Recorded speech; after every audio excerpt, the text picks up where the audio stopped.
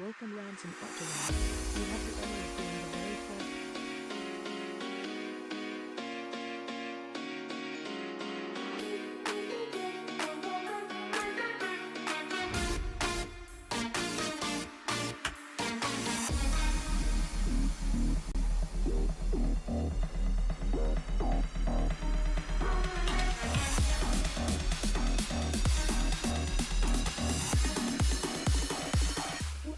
What you call it?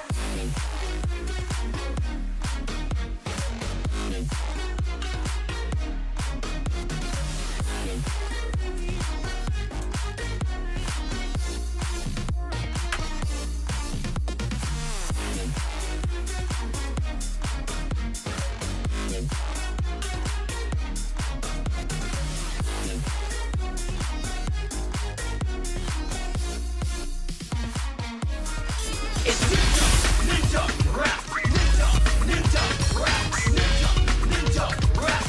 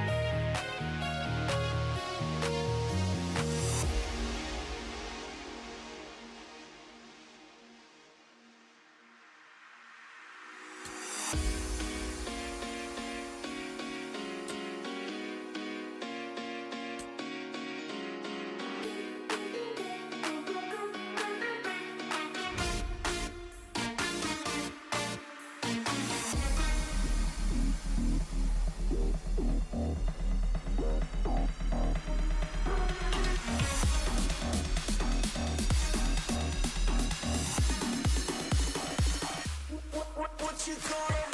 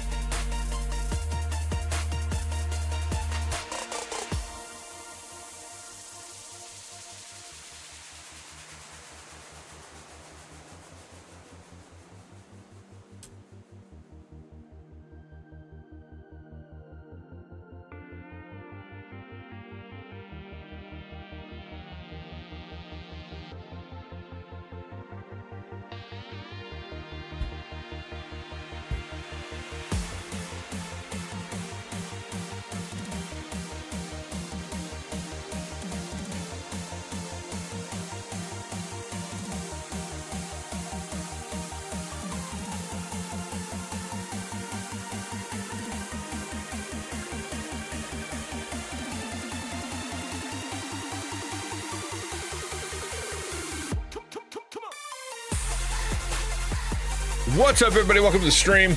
Good to see you. Turn on my star.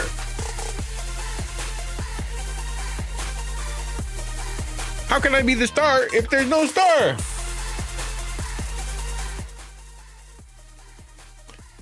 Hello and welcome. Glad you guys are here. Hope you're well. Good to see you, Quiz. Hello, Supersonic. Hi, Pastor Greg. Thank you for being here, too. I appreciate that. Hi, Ferric. Good to see you, Jones. Thank you for the sub, Jones. I appreciate it, man. I really do. Thank you. Sorry I'm late. I was doing the little prep as I am apt to do on Tuesdays. Was it today? On Wednesdays. Yes, that's the excuse. As I'm apt to do on Wednesdays. Today is Wellness Wednesday, and Wellness Wednesday means that we spend time talking about just kind of like stuff that is in part of the heart, you know, life. Thank you so much. I really appreciate that.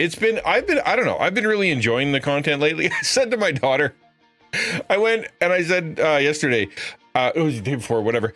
I said, you know what? I've really been enjoying this content lately, you know, kind of reacting to videos and talking about stuff and things that come out and hot topics and whatnot, just kind of riffing on people's stuff. And she looks at me and she goes, yes, the lazy man's content. And I'm like, oh man.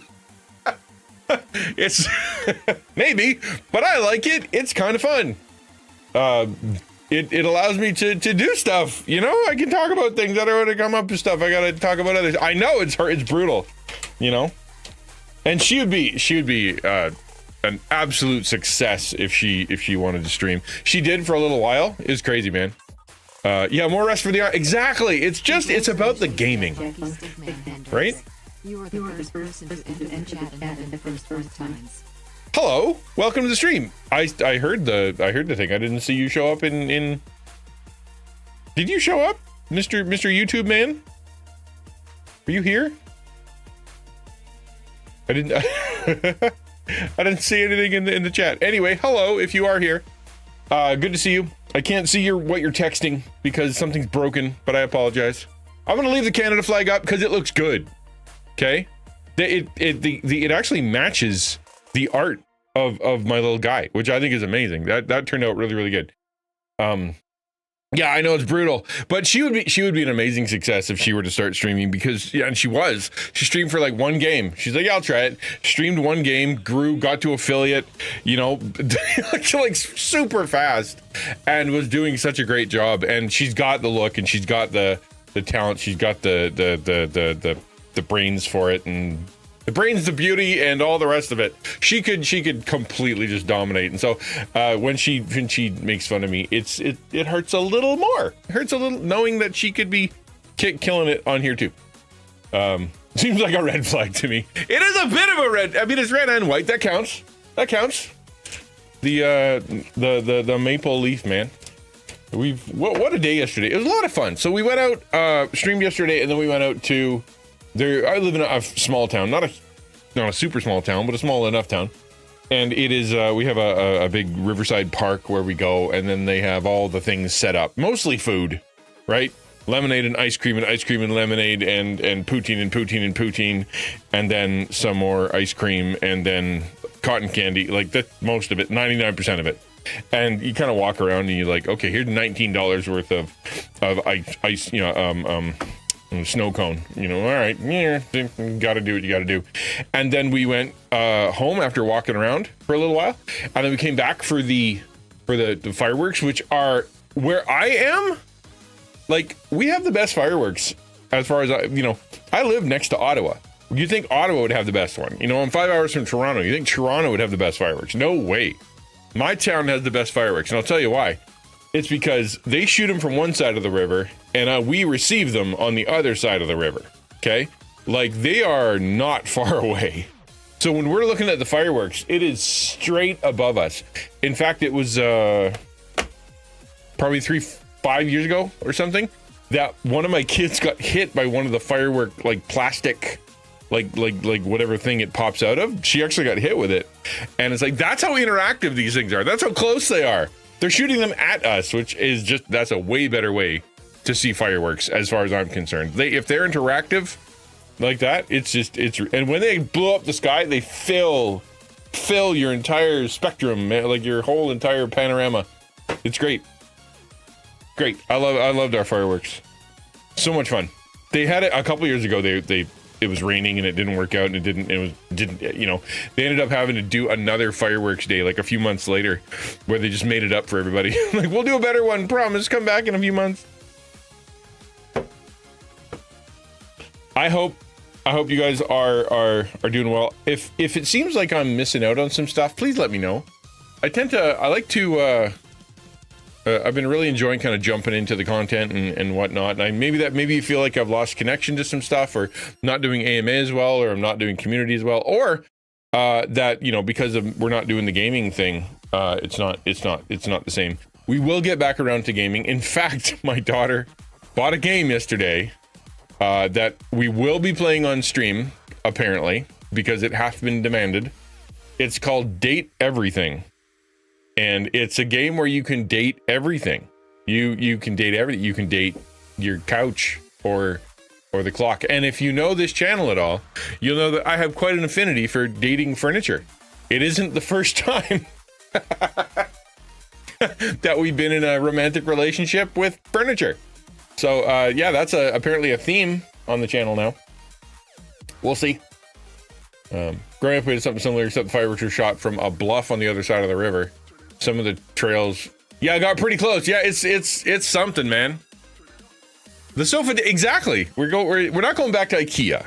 This is a little different, and it's kind of viral. Like people, the game was $40. My daughter bought a $40 game where you can date the walls. You can date everything if you want to, all the things. Just waiting for Markiplier to play it, right? Yeah. So we'll play that one of these days, maybe tomorrow. Tomorrow's Thursday. We're gonna be jumping into some weird stuff, and what's weirder than trying to date your house? It was interesting, and apparently it gets a little saucy, but you can choose to be not saucy. It'll actually give you a saucy warning. So it's like, okay, this is gonna get a little something. So maybe you don't want to date that one, because you know how spoons can be or whatever. Date the wall. You gotta date the walls. I'm told it can get, but you can navigate that. We'll see. If it gets too funky, we'll turn it off. But I've been requested, in fact, nigh on demanded that I must play it by my daughter. So that's what we'll do tomorrow. I'll install it tonight. Let's go over to the right screen. We'll see if I got it right today. I'm feeling pretty good about my placement today. Let's see how I did. Not great. But here's the thing. If I make it any bigger... Whoa, how'd I do? Hold on. Oh, we might make it. Ooh la la, we did it. Great, cool. We're gonna switch straight over to the jazz, because it's just better for talking. I know, right? They've got the clock is voiced by the same guy that did Aaron Yeager and Cat Noir, whatever his name is. And apparently they've got some other pretty famous voice actors in there, which I think is hilarious. I think it's hilarious that they went and got like legit voice actors, which is why it's probably why it's $40 game, because you got to pay these guys who actually are professionals at this thing, not just some guy in the basement trying to use AI to change his voice a little bit. These are legit voice actors. I'm excited.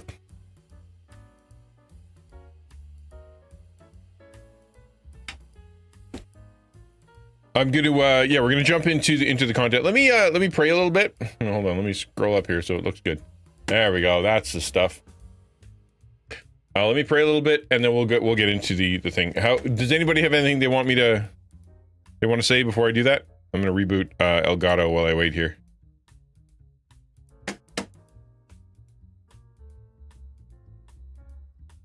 Stream Deck, go. My computer is hanging in there. It's really funny to see my poor computer doing its best. Like, it's trying so hard to not, crater. And it's every now and again it just gets a little bunged out, a little stuck, a little confused, and then then it catches up again. So we're doing all right. Like, it's not the worst it could be. Why aren't you working? I will unplug you then. Not that I necessarily need this thing. We can do it with a command, but where's the fun in that? Ta-da! It worked. Pray for my anger issues. Snapped at work today. At a person or at yourself? And was it worth snapping at? because sometimes it's, maybe snapped implies I was, somebody gave me the straw that broke the camel's back and he got more than he deserved.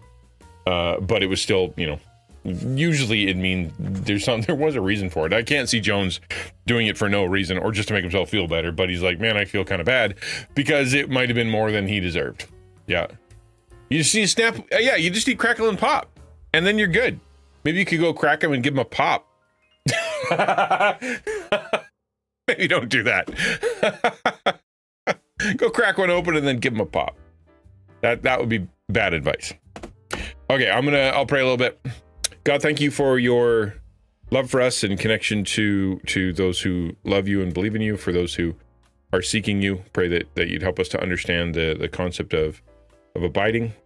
For Jones and for all of us who are struggling with anger issues because of stuff in our life that isn't going the way we want it to, or because guilt or shame, or because of fear, or because of anxiety, or because just sadness or mental health issues or whatever that's kind of pushing our buttons. And then we don't want to be someone who is short to anger. We don't want to be someone who's hurting people. And then it ends up, filling our brains and just, it's really difficult sometimes. Pray for Jones that he would be able to navigate it well, ask forgiveness if he needs to, or forgive himself if he did it right. God, you're the one who gives self-control and patience, so we lean on you. Amen. I continue to follow God's direction in my streams in the digital mission field I'm part of. Yeah, let me do that too. That's a good one. God, you've given us great opportunity here to serve and to love people in a unique way. Unique people that with unique needs in a unique sphere. We're missionaries, and as with all missionaries, we're under attack. The enemy wants to shut us down, and it is really easy to make it about us and get distracted. And there's a million billion options that we could do, and we have a bunch of different talents and abilities that we could be leaning on. And sometimes it's hard to know exactly what to do. To pray that you give us wisdom and direction, that you lead us to the people who need help and who need the gospel, and that you'd help it to be about you, pointing people to you and not to us, but at the same time trying to navigate whatever that means. Amen. That's a hard part. You navigating, why come see me so I can, because that's part of the gig, but at the same time trying to make it not about you. It's a weird balance. Because I didn't yell at anyone directly, but I was ready to. More just vented at my coworkers because a department has been keeping bad parts that I end up installing, but I full on about left work with justification this time. Dude, yeah.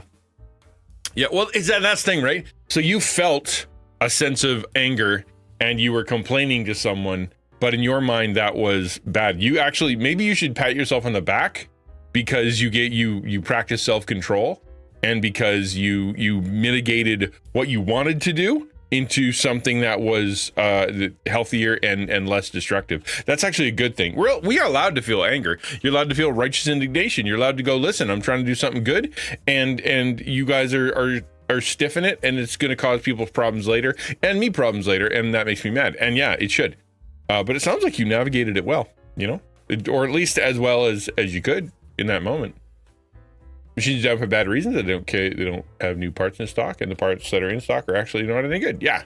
And that's not something within your power, right? You don't order, you don't pay for them, you just install them, and if they're garbage, what are you going to do? And that's frustrating if you're trying to do a good job.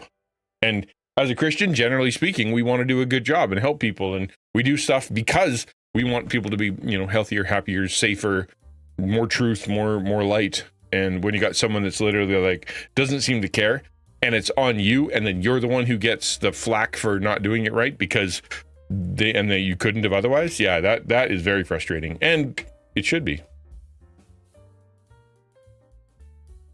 Get laid and smoke some weed, and then what? That'll help the parts. That's gonna fix the parts and make the machines run better? You explain that to me, and then maybe you have an argument. But other than that, I think that might actually not help. There is something to be said about not that I like extrapolating too much from the concept of go smoke some weed and get laid and feel better, but the idea is get yourself out of the job, find something that you're not that can take you out of that headspace maybe go do something that will make you feel better and connect to a person who will make you feel loved, connected, cared for. You know, it could be your mom. Like and so therefore, like yes, they have a good point in that sometimes you're at work, you're up to your eyeballs in work, nothing's going well, and you're freaking out.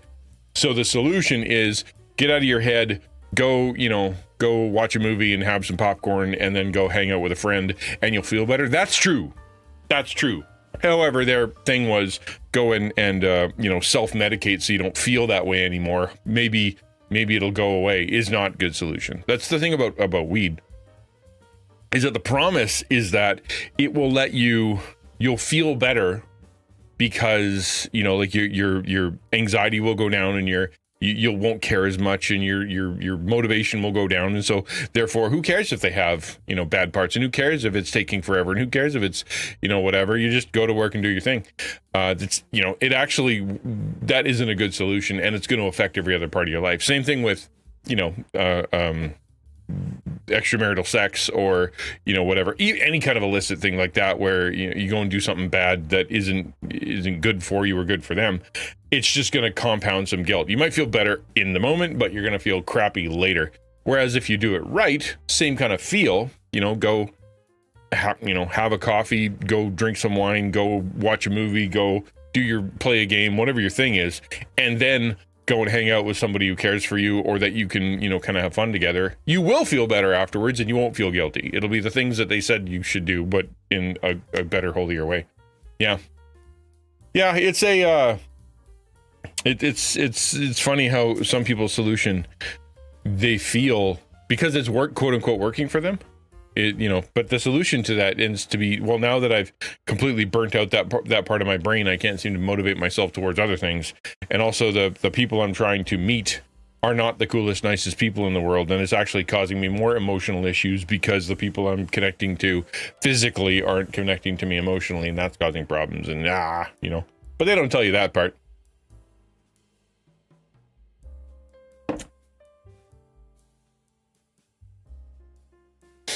Not the first time I've gotten mad. More of a response to multiple. Well, and that's it, right? Is that you've got.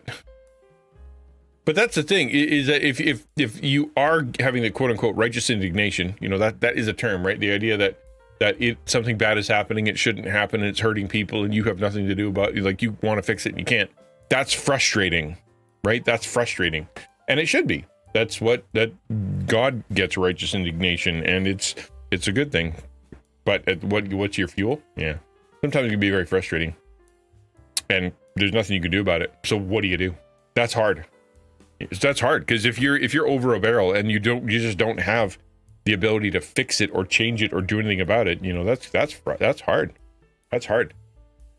Especially when you're a person who is trying to better yourself, right?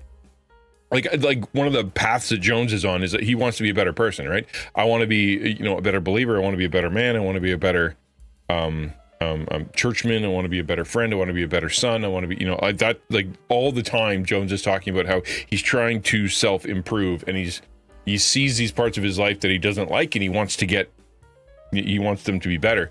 But when you hit a wall of, I want this to be better, but it's prevented by someone else, where does that energy go? How do you deal with that? And it can be pretty tough. But I guess not the solution, but the thing, keep communicating and be patient. Keep communicating and be patient.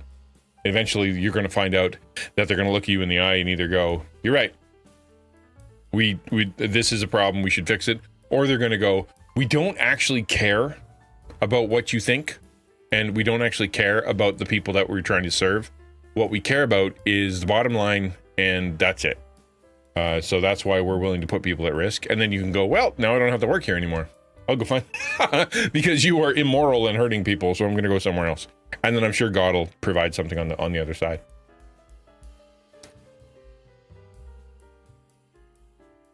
Pinocchio taught me anything, it was drinking and smoking turns you into a donkey. It is true. That apparently is science.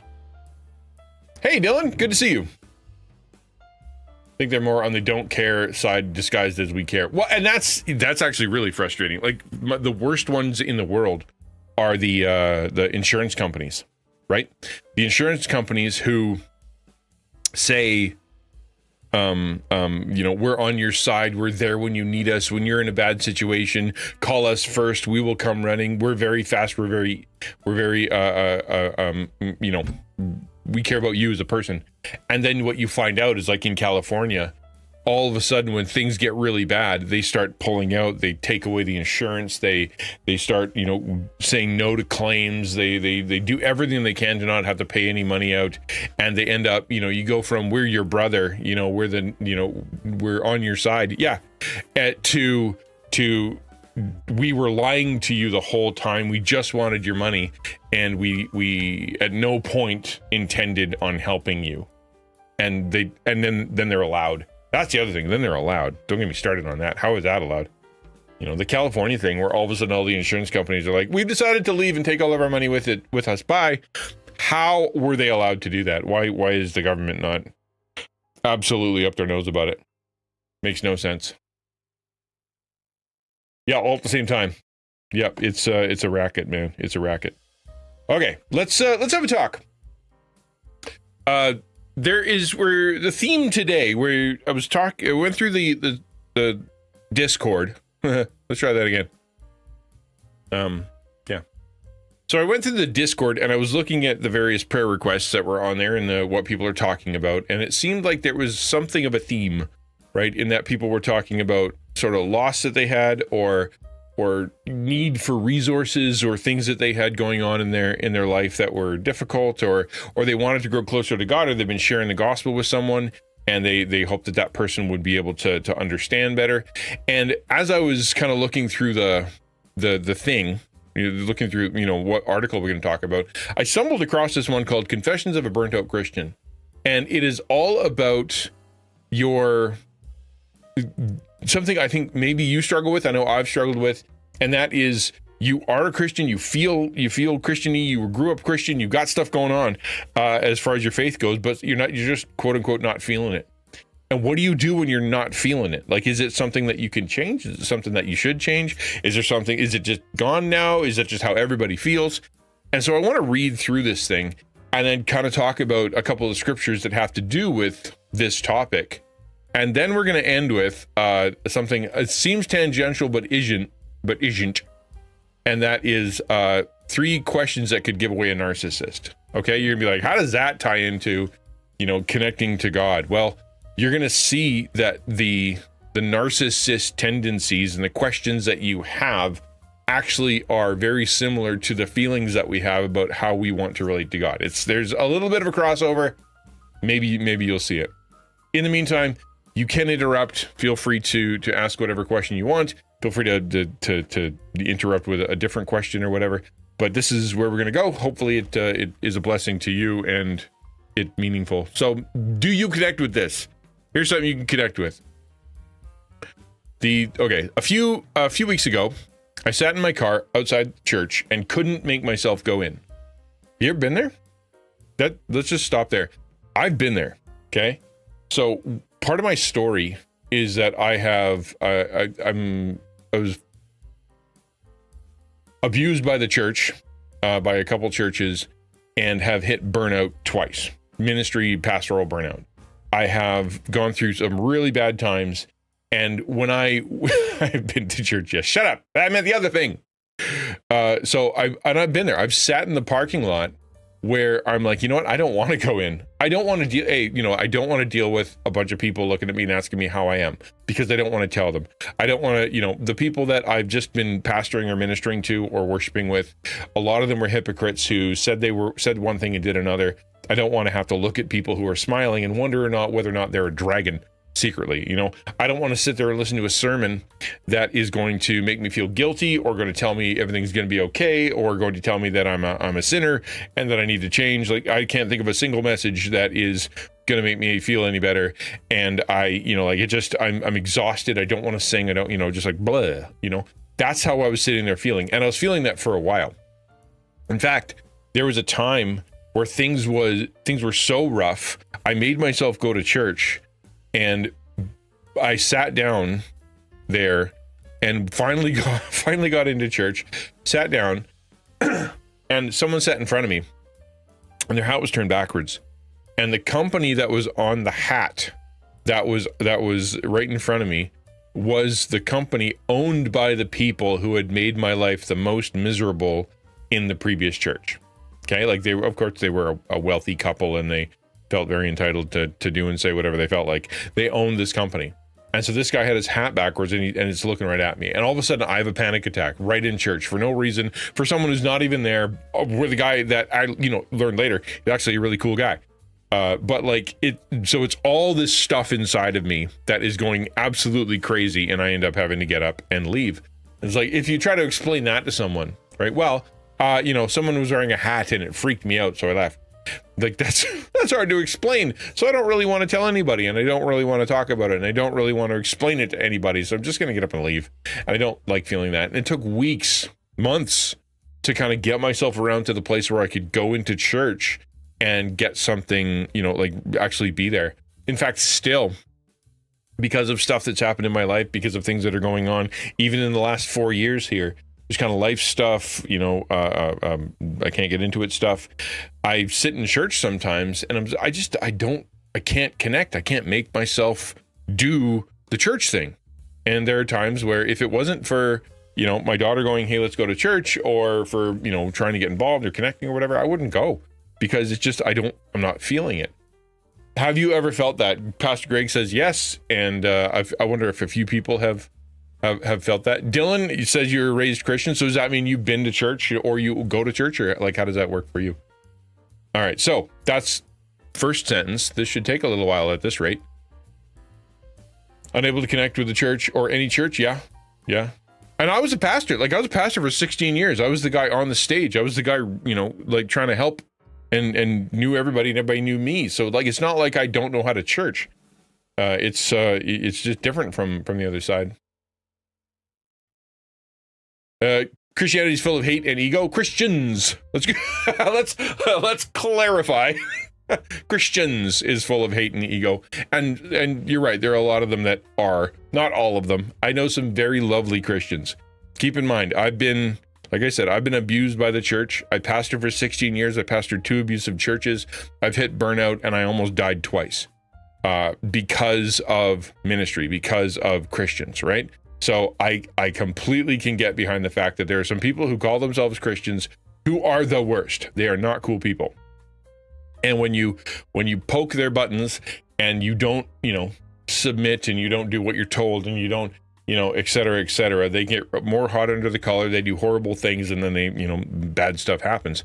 And it's true. Some Christians are full of hate and ego, but Christianity, like the Christian gospel, and a lot of Christians, a lot of believers, aren't full of hate. They're chock full of love, and they're not full of ego. They're actually really good servants, really humble people that are wonderful to be around. I'm very blessed to be part of the church I'm at right now, right? This is part of the church that I'm at right now. The pastor is fantastic. Here's the thing. I sat with the pastor, right? And he kind of knows me. I've been a pastor in the area for a long time. And so I'm going to his church as, a go to the church guy, not as a pastor. And he sits with me, and I start telling him sort of my life. And instead of, trying to solve problems, or instead of being overwhelmed, or instead of freaking out or digging for dirt or whatever, or going, wow, that's really terrible, no wonder you're not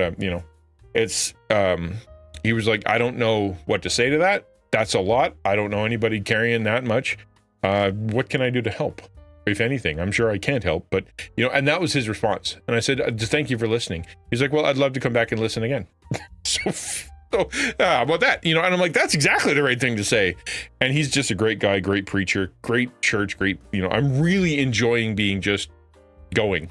It's been lovely there. But not all churches, not all Christians are like that, right? And growing up with God hates this God hates that. It's like, so God is German during the mid 1900s, if you catch my drift. No, I know, it's okay. It's typos. I try to look past it, right? And catch my drift. Yeah. So in a sense, if your perspective and the way that you see Christians and the way that you see Christianity, it's going to be based on your experiences with Christians, right? In the same way that for a long time, like if you go all the way back to before Jesus was born, right? So you have the Pharisees, all of Judea, all of Jewishness, all of Jerusalem, everything with a J, thought God was just the worst, right? He is overbearing, and he's got too many rules, and he doesn't want anything to be fun, and he doesn't like women, and he makes everything difficult on everyone. He doesn't like children. He doesn't like poor people. He doesn't like anybody who's sick. He's just against everyone except for apparently the rich people and these religious jerks. That's it. Jerusalem. Yeah, exactly. So that's the kind of God that they saw. Why? Because the people who were teaching them, the Pharisees, the Sadducees, the ones who were in charge of the law, the ones in charge of teaching, right? Those are the ones who were telling them what God was like. And that God was a jerk. They were misrepresenting God to the people. And so when Jesus came, he's like, well, actually, I love sinners, and I love people, and I love hanging out with folks that aren't, and I will go and touch the people that no one will touch, and I will go and talk to the people no one will talk to, and I'll go and forgive the people no one's forgiving, and hang out with the people no one's hanging out with. Like, that's me, I'm God. To the point where that it made the Pharisees so angry that they killed him, right? That's how that worked.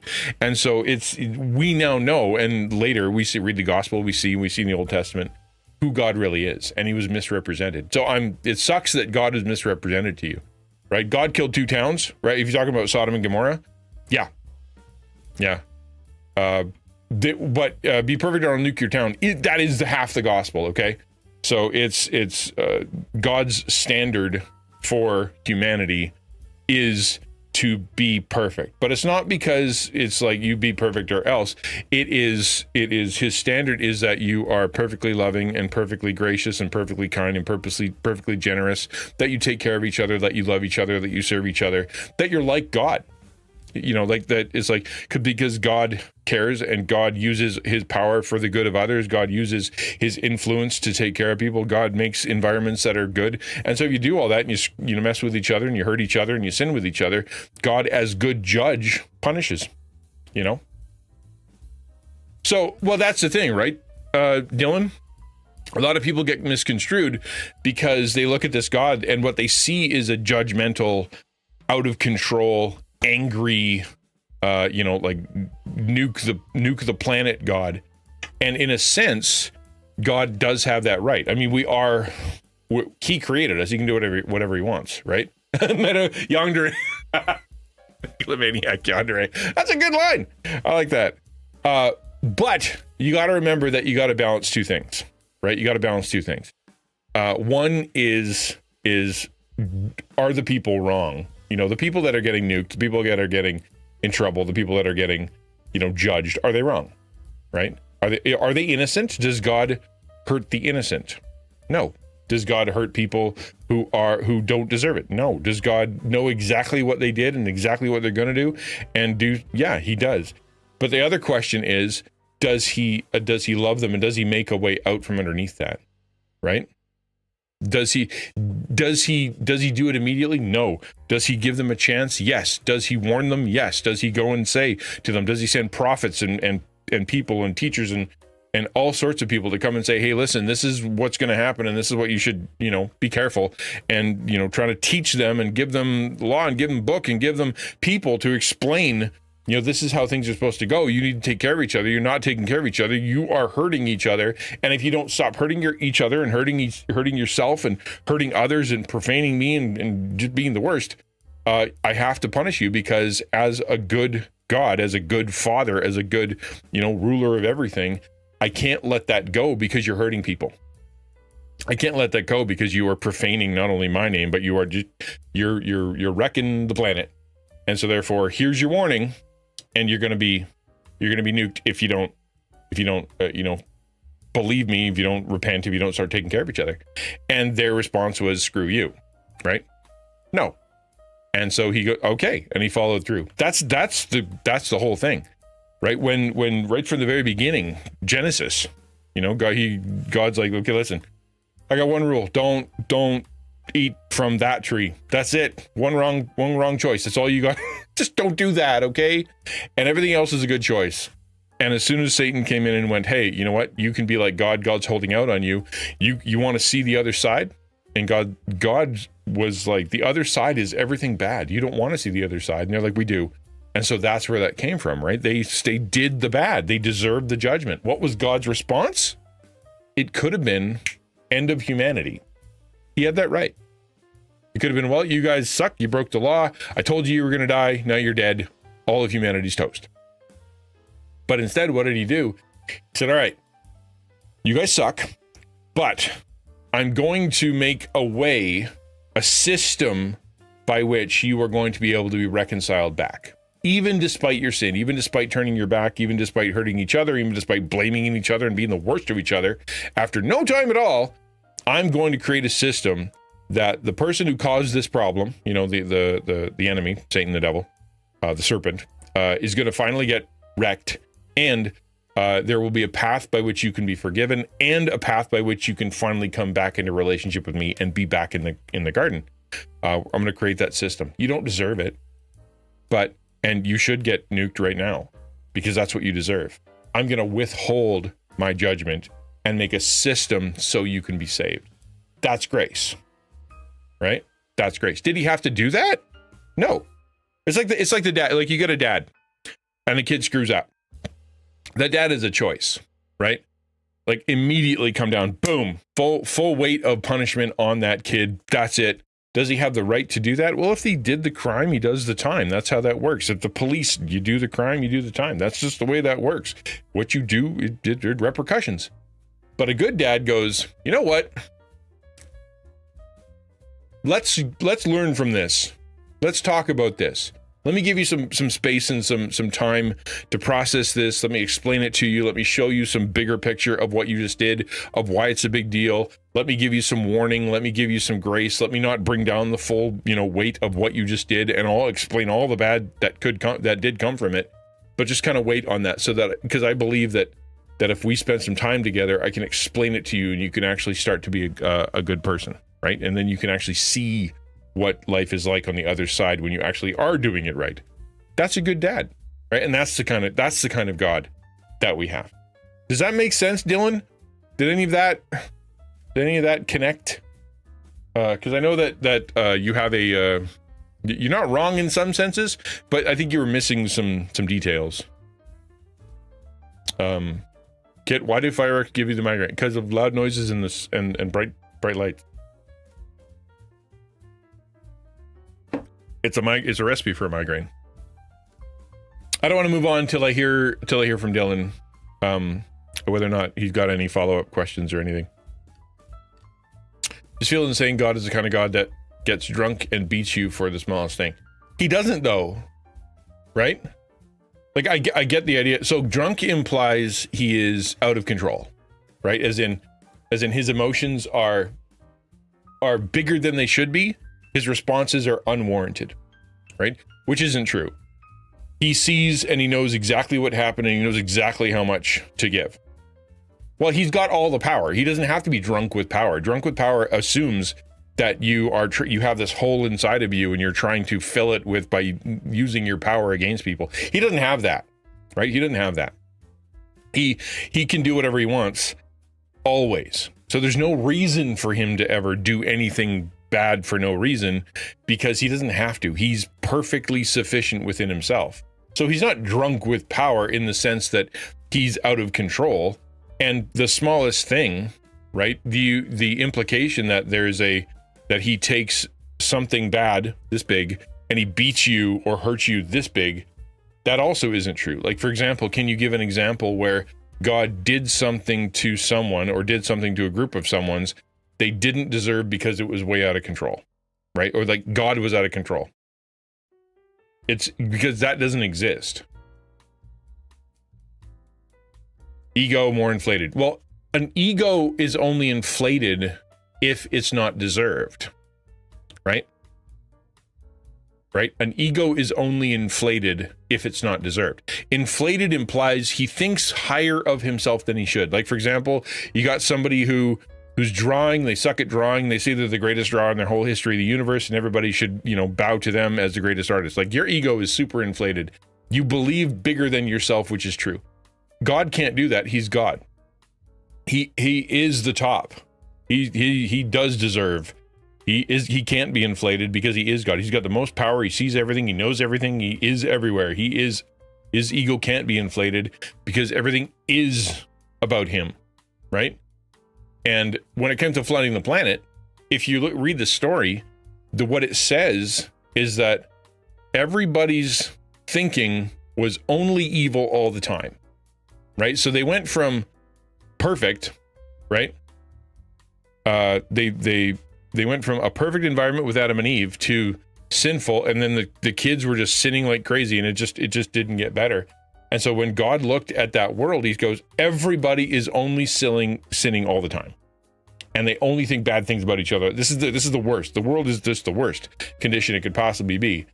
And he chose to take one of the people who was a sinner and save them anyway, even though they didn't deserve it. Like, Noah wasn't perfect, right? Noah wasn't perfect. He just chose someone that was one of the sinners who was listening.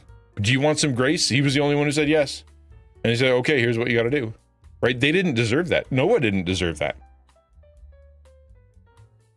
You don't want a flawed God, my dude. That's the one that you hate.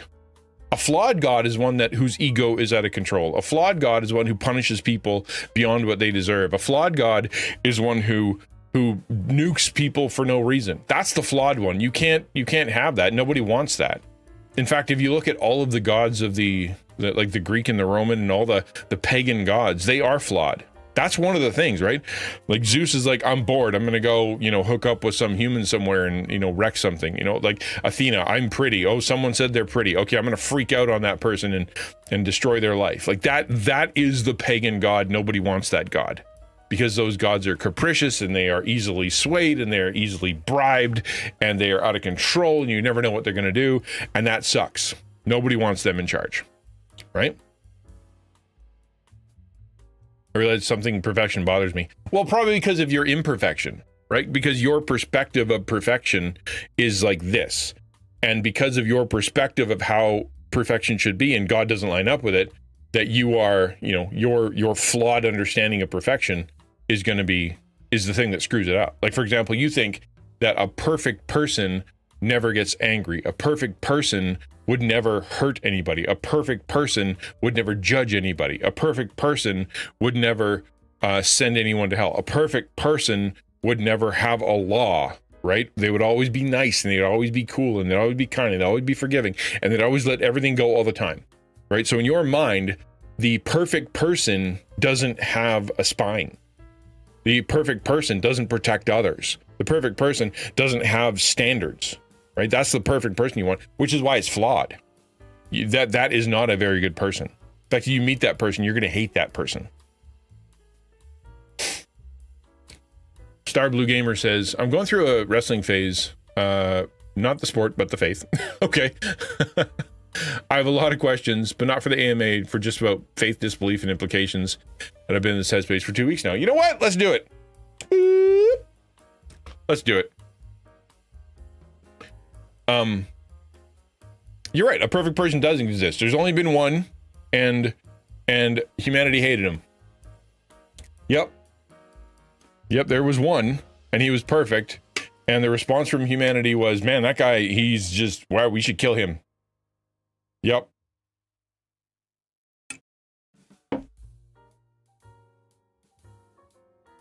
Star Blue, hit me. Bring him on. That's what I'm here for. Let's go. This is good. I could use a good AMA, a good off the cuff AMA stuff. So what's going on, Star Blue? Let me know. I just rapid fire those things in, and I'll do my best. See, the thing is, it's not that there's a matter of perfection's not a flaw. That didn't make any sense. That's saying white is black and black is blue, and sharp is dull, and dull is sharp, and eyes are feet. You can't just say that because you've decided that that's true. It's not true. It can't be, by definition. perfectionism is, right? Perfectionism is. That's for people who are so trapped on the realm of that nothing could ever be good enough that they actually harm themselves and others. That's a problem. But God doesn't have that problem because he is perfect and he is all powerful and he is all knowing and he is all present. Like he really can do perfect because there's no flaw in his understanding or his power. I'm colorblind, so blue is purple. Well, I mean, there's an illustration in there, right? Right? Because you see the world in a different way.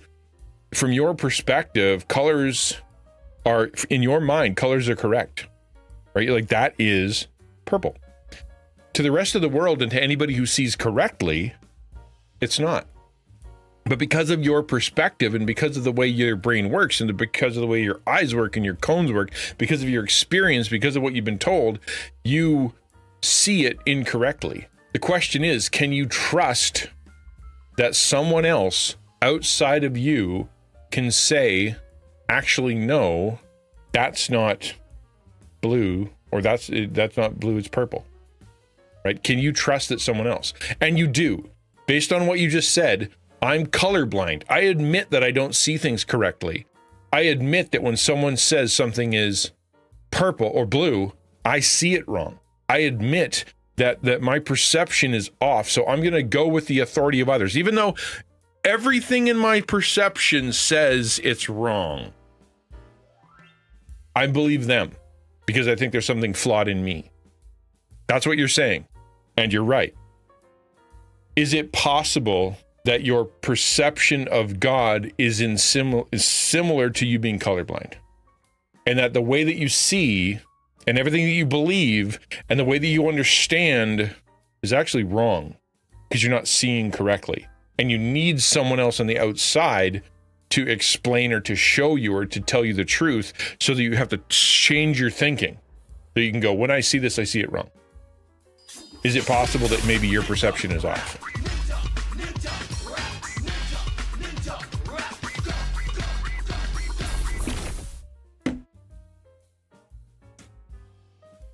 I see things black and white. I know this. I do too. I like black and white. Thank you for the sub. I appreciate that, dude. No, do not apologize for subscribing. It's helpful. And that's okay. You know what? Black and white is not a bad thing. I think there's a beauty in someone who wants to see things clearly, who wants delineation, who wants to go, this is right, this is wrong, this is good, this is bad, this is positive, this is negative, this is helpful, this is unhelpful. I think that's good. We need folks like that who are willing to hold the line and go, listen, we need to make a call. This is either good or bad. Can't be, but you also need to know that if you do see things only in black and white, that it is possible that the thing that you were talking about, right? The thing that you were talking about, you have it in the wrong category. Because if you've only got two categories, two buckets, right? You've got two buckets, the black bucket and the white bucket. And someone hands you something that is blue,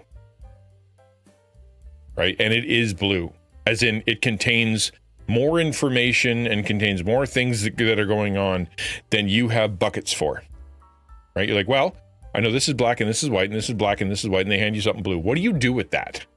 Your choice are either to expand your life and go, I need another bucket. Something wrong with me. I need to get another bucket because this doesn't actually fit, right? This doesn't actually fit. I need another bucket. Or it's Zach's solution, right? I choose to not see the nuance in this. I choose to not see that there are two parts to this. There are multiple parts of this, and I'm just going to throw it in the black bucket.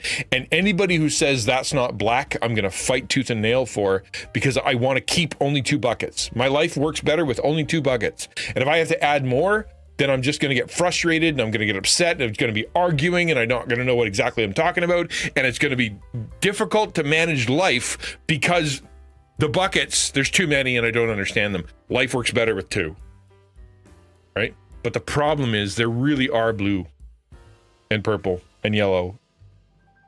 Those do exist. And a mature person learns to figure out how to have more buckets that they deal with, and then to go, I don't know what to do with this one.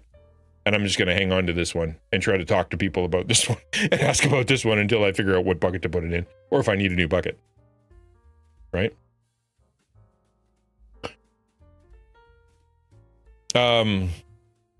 Star Blue said, they're not for the AMA itself, not the right type of questions. I'm having to work through them in private.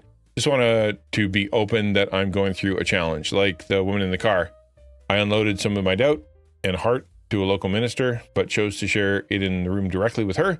But the questions I've got are very personal. Sorry, I can't share. No, dude, no. I thought, no, I'm just like, if I can help, let me help. But if I can't help, that's totally fine. I'm glad you're working through some stuff. I'm glad you're getting counsel. Glad you're opening yourself up to other people's opinions and listening to someone else, you know, tell you what's going on and that you're getting it out of your heart. I believe strongly that if you got something inside, you should be sharing it. It makes life a lot easier to open up. So good for you. Well done.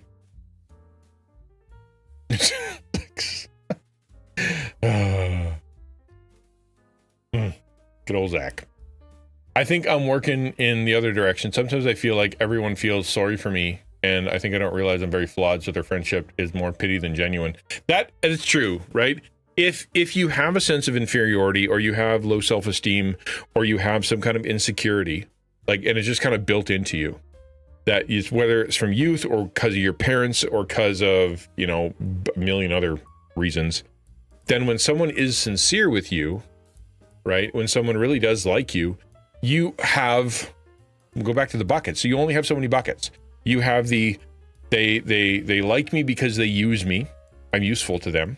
Or they like me because they pity me, because they, you know, they're just a nice person who pities me.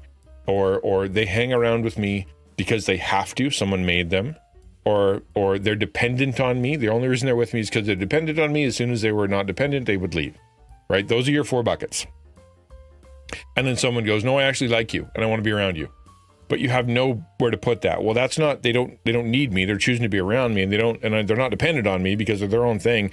And they're not, you know, I'm not making them be here. And like, so I don't know where to put that.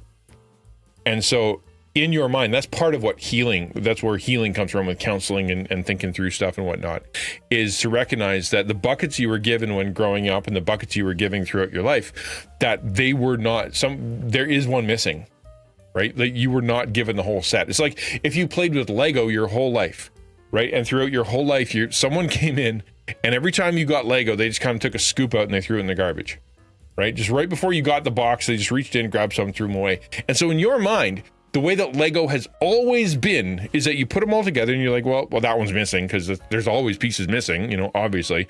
And then you know, put it together and you make it look as best you can. And you've got, you know, like, that's cool. It kind of works, and I can get through and I can kind of have fun with that. And it's kind of neat. Weird that Lego never gives you the right amount of pieces, but I guess that's how that works, you know? And then you find out later that actually someone in your life for your entire life was reaching in, taking a handful and throwing them in the garbage. Now your choice is either to go, well, from now on, I just have to believe that Lego sucks, because it's harder for me to figure out that my whole life was, you know, a lie, and that there was someone who was so mean to me that they took Lego out of everything. And so, like, I have to process the idea that in my past, there were people that hated me so much that they would take Lego and throw it in the garbage so I'd never have a good set. I don't like that feeling. I don't want to talk about that. That is too hurtful. Or to go, for my whole life, someone has been taking away pieces of my Lego and throwing it in the garbage. And now that I know that, I'm going to move forward. And when someone hands me a box of Lego, I can choose to believe that it's the whole thing. If someone says, this is the whole thing, when you build this, it's going to be the whole thing. Every instinct in you is going to be like, no, Lego never comes with all the pieces. Never. It never has all the pieces. It can't have all the pieces. I put together set after set after set after set. None of them had all the pieces. For you to say this box does, it either makes you a liar, me a liar, or my past experiences a lie. One of them is wrong. It's easier for me to believe that you're a liar. Right? It's easier for me to believe that you're a liar than my past and all my experiences. Right? Okay. So you take the box, and then you open it up, and you build it, and it's got all the pieces. Now you're left with a choice. You either have to reframe your entire life and to believe that that person gave you all the pieces, and that person is different, and that person actually cares about you, and that person isn't trying to deceive you, and that person actually gave you what you wanted in a healthy way. Or, and this is what a lot of people do, they snap off some pieces and they throw it away. Because for them, that's how the world works. And it is way easier for them to process, I'm throwing out these pieces because all Lego has missing pieces. Which in real life, like, that is where you purposefully offend that person, or you tell them to get lost, or you sabotage the relationship, or you refuse to believe that they're your friend, or you never call them because they can't possibly mean that they want to help you, that kind of stuff. That's what you do. That's you taking pieces, throwing it in the garbage, because no Lego is ever full, right? It's harder for people to grab onto that and go, maybe friends do exist. Maybe some people are trustworthy. Maybe not all men are abusive.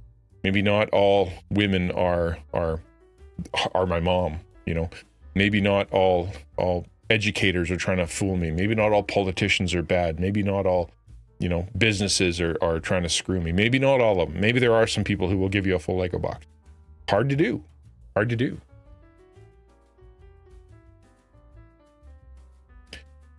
Zach says, funny coincidence, the person in my life who has been the person that taking my Legos actually bought me Legos for Father's Day. Really? That is ironic. There's some irony there. And yeah, it's called trauma. Yep. You mean metaphorical Legos or real Legos? Now I'm confused. My broken mind thinks of the metaphor. I wouldn't want to build bridges with them. There'd be pieces missing. Yeah. That's the thing. Of course, and there are people. That's what you've learned. So the advantage of trauma is that you've learned that there really are people out there that suck, right? Like for me, there are churches, whole churches that suck. And that's just they've got some nice people in them, but they are so fundamentally broken that they're danger to be part of. Those churches are bad. They are out there.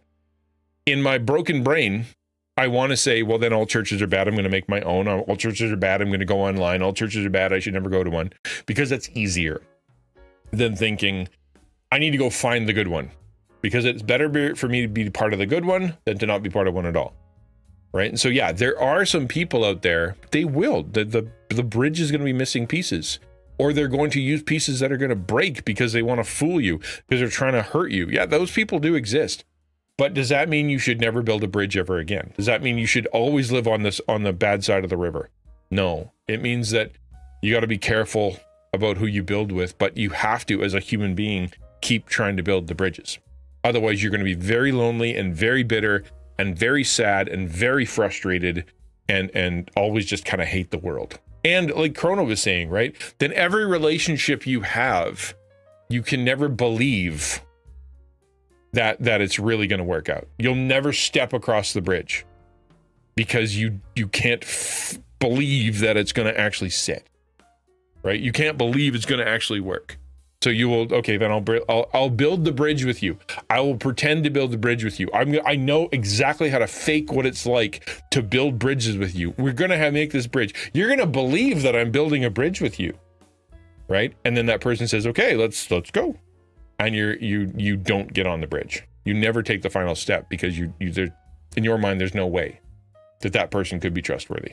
At some point you have to go walk across the bridge. That's what healing is. That's where you learn there are good people out there. There are there are trustworthy people out there. They are out there. But your experience, because of how you grew up and because of the et cetera, just taught you otherwise.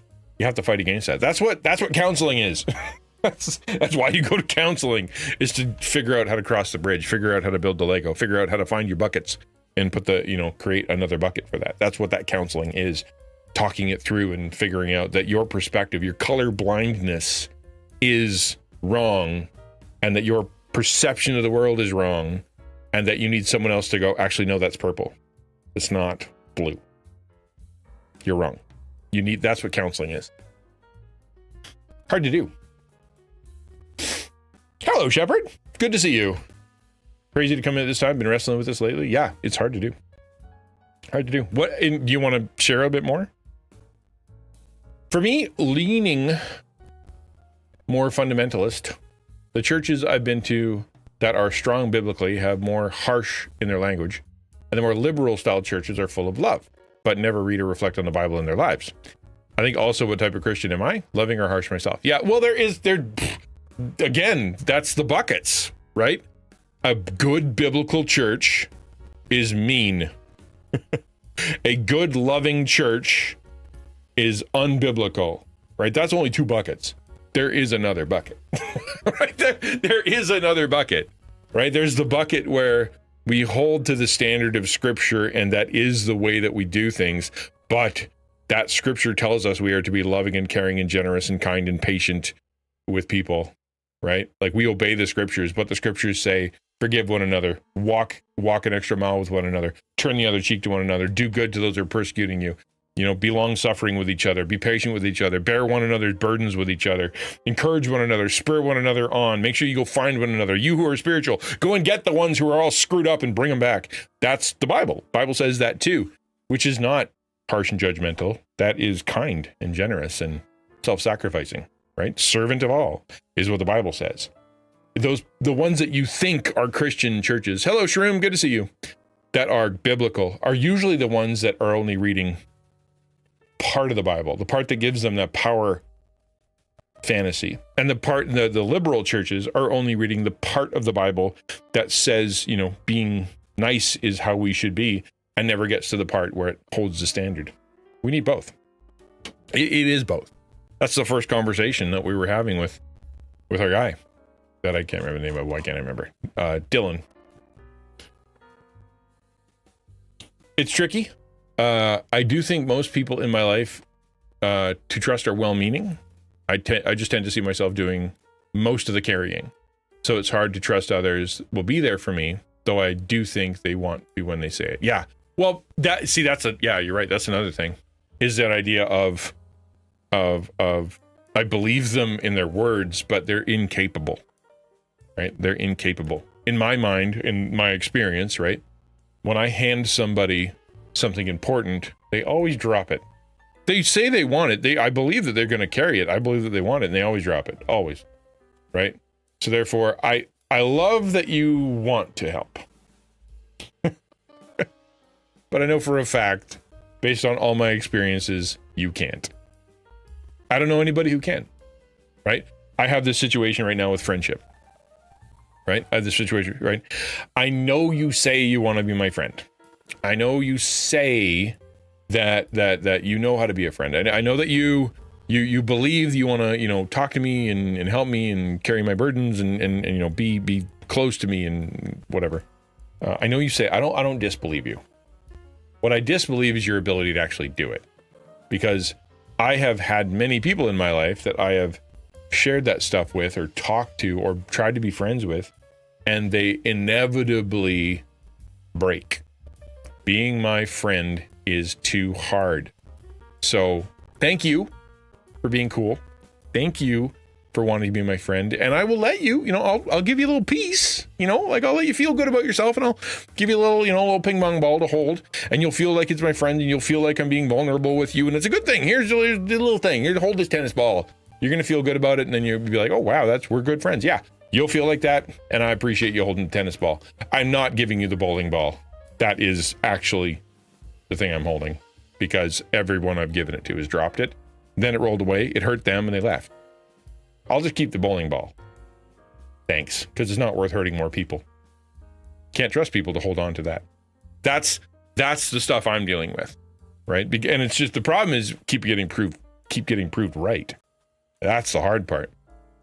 At some point, because at some point I'm going to drop the ball.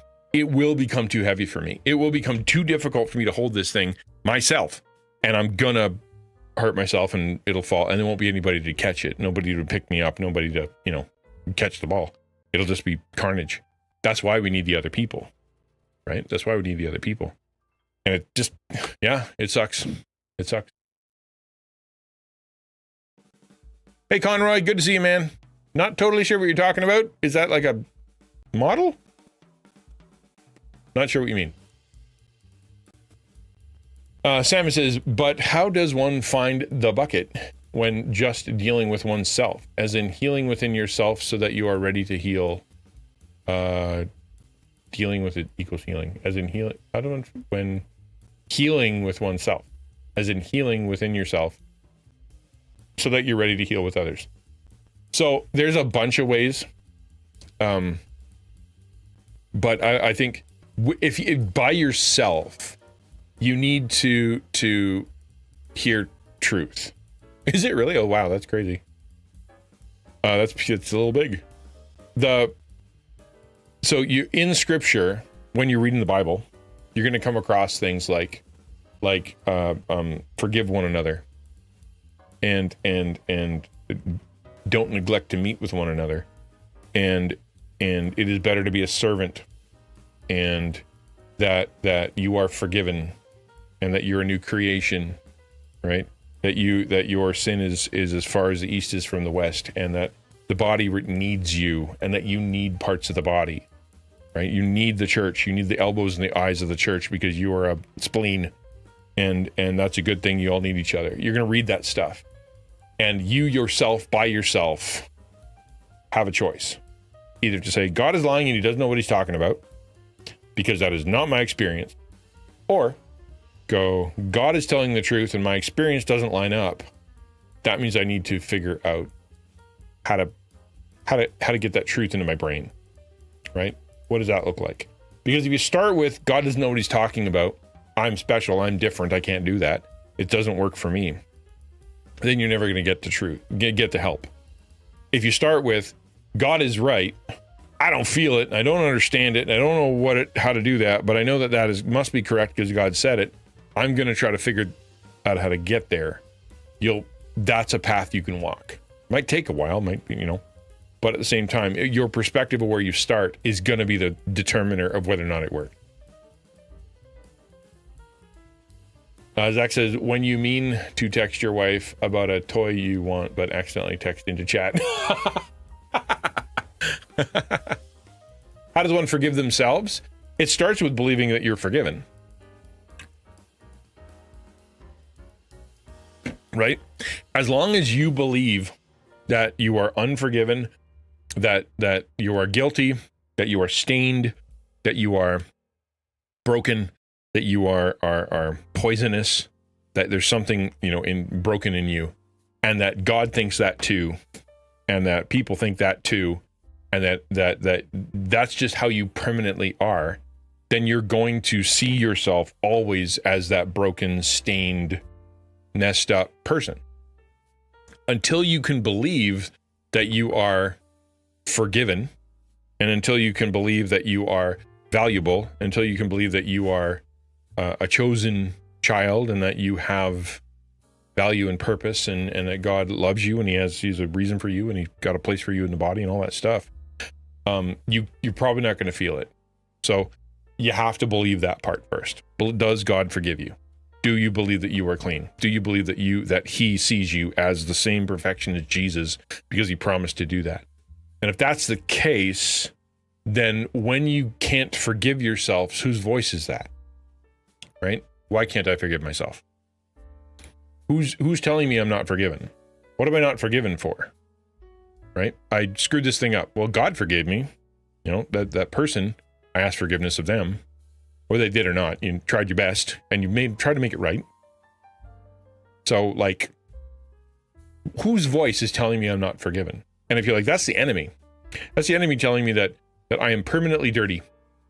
So that doesn't mean God is wrong. Jesus' sacrifice wasn't enough.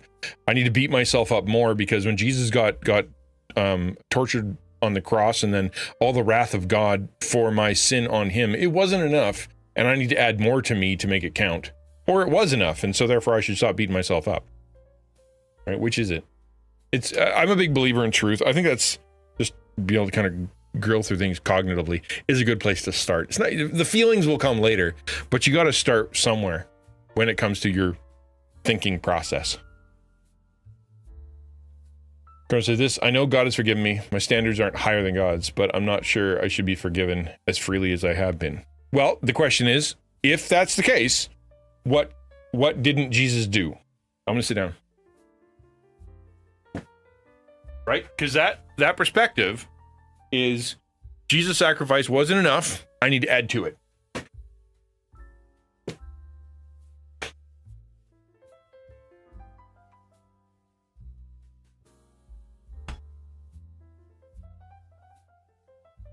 And it works the other side too. That's how you forgive others. Right? Like, I have to forgive others. Yep. But, blankety blank, blah, blah, blah, blah.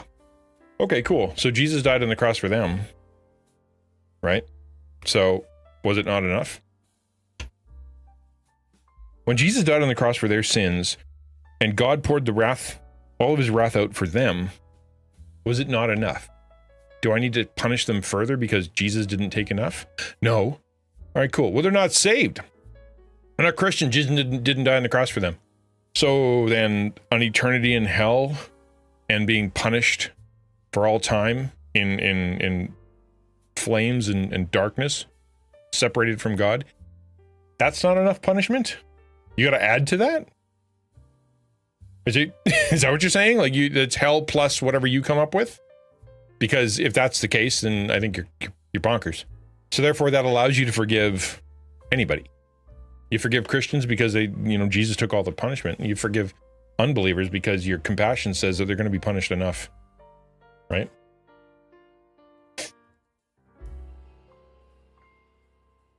People hold me at arm's length. What are they seeing? Well, the question is, what are you seeing? Not what they're seeing. Right? Because I can't see what they see, but I can see I can ask you what you see. Why do you see people holding you at arm's length? Is it possible that they aren't, and that you're standing at arm's length, assuming they are? Right? Like you stay at arm's length. Their arms aren't up. You just stay there. Why? Because people hold you at arm's length. This is where I'm supposed to stand. They're available. The arm isn't there. The barrier isn't there. Nothing's there. But in your mind, you stay at arm's length. Why? Because I have to stay at arm's length. If I don't stay at arm's length, then they're uncomfortable. Did they say they're uncomfortable? No, but they are. And they keep me at arm's length because, I've got something wrong with me. Did they say that? Well, no, but I do. So where's the arm? Oh, it's there. It's there. You might not see it, but I see it. Well, but it's not there. But it will be. If I move forward, the arm will come up. Okay? Like, it does. Well, what if it doesn't? What if you take it a step forward and it doesn't? Well, it will. What about them? Maybe they won't. Right? That's the hard part. Could be you.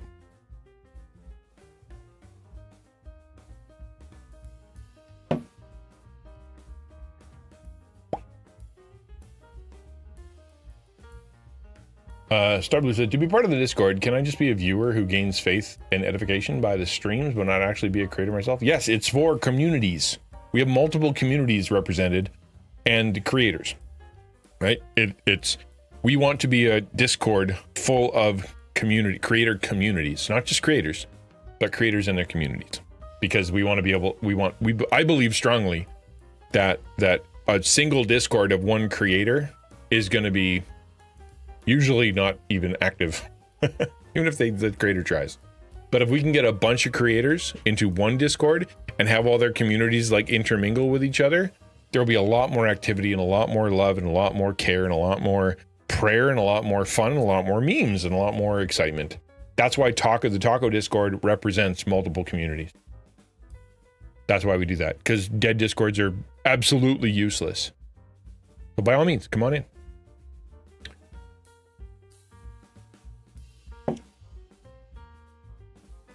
We actually have people in the Taco Discord. Their job is to run the prayer section or run the, keep track of the community, not the creators, but the community. Make sure people feel loved and cared for. I've told the creators bazillions of times, I'm like, guys, you need to be in there. You need to be showing that you love them. You need to be showing that you're part of that whole thing. And people need to know, not just because creators, but because you love them as a community. Go there and do that. That's a major priority that we have for the team and for the people that are part of Taco, is to love the people in the Discord.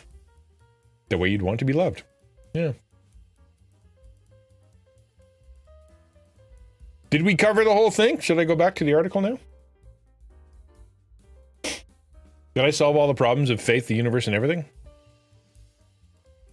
If so, then subscribe to my YouTube channel.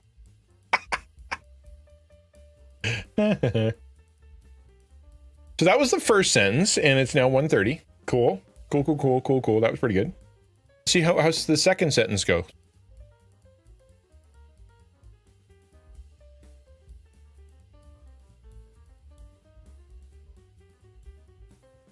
All right. Well, hold on. Simon says, sure, could be me. Absolutely could be. But when I try to what? Try what? Try to what? Let's finish that sentence. Ellipses, in that case, isn't helpful. Try to what? Hey, Jim. Good to see you, man. Welcome to the stream.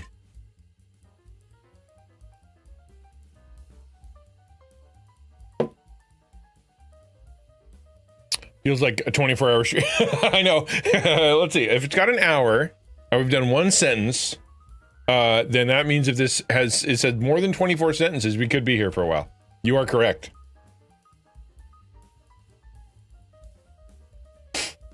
I don't want to move too quick because I don't want to run past Samus. Because it sounds like she wants to chat about some stuff, which is totally cool, and I really appreciate it. And I don't need to go down the article. The article is I'm at for the sake of conversation, and if we're already having a conversation, then there's no point of jumping into another one, and I'm fine with that because I exist for you, not for content. That's going okay. It's going okay. My arm hurts more all the time, and I don't like it. You know, I don't like it. It sucks. It's getting in the way of me being able to play video games for sure, but it's also getting in the way of me being able to make content. Hurts, man. I know. I'm up to date. I am current, man. I am hot topicking. Told you we're doing current events, man. How else are you gonna be on the cutting edge? When I try to what? Try to what? I'm just gonna go back through what you said and see if, how does one forgive? When you try to forgive them, they fade away? Or what are you trying to do? No, it's yes, technically it's I have tennis elbow and apparently and golfer's elbow as a result of driving and using my mouse to play Destiny 2 for too long. Apparently my arm is, I don't know why, it doesn't work. I have a theory. My theory is that God's like, hey, make talking content or I'll and if you don't, I'm gonna take your arm away. And they did. Now I have to make talking content.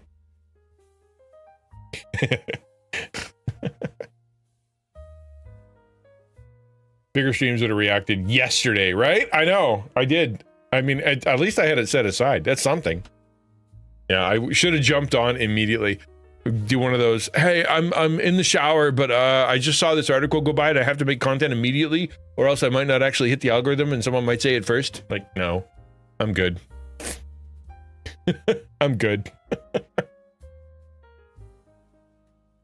Yo, Swag, what up, dude? Good to see you. Let's keep going while Samus tries to work out. I know I asked her a big question. I'm sure she's typed and deleted 25 sentences by now. Yep. It's fine. It's fine. I get it. If you come up with something, let me know. Until then, we'll jump into this thing. This is, I'm going to hit the talk start button again. We'll see how that goes. And we'll see if we can start the whole video over. So this is an article called Confessions of a Burnt Out Christian. It's all about how someone is basically going from to-do list Christianity to abiding Christianity. There's the end result.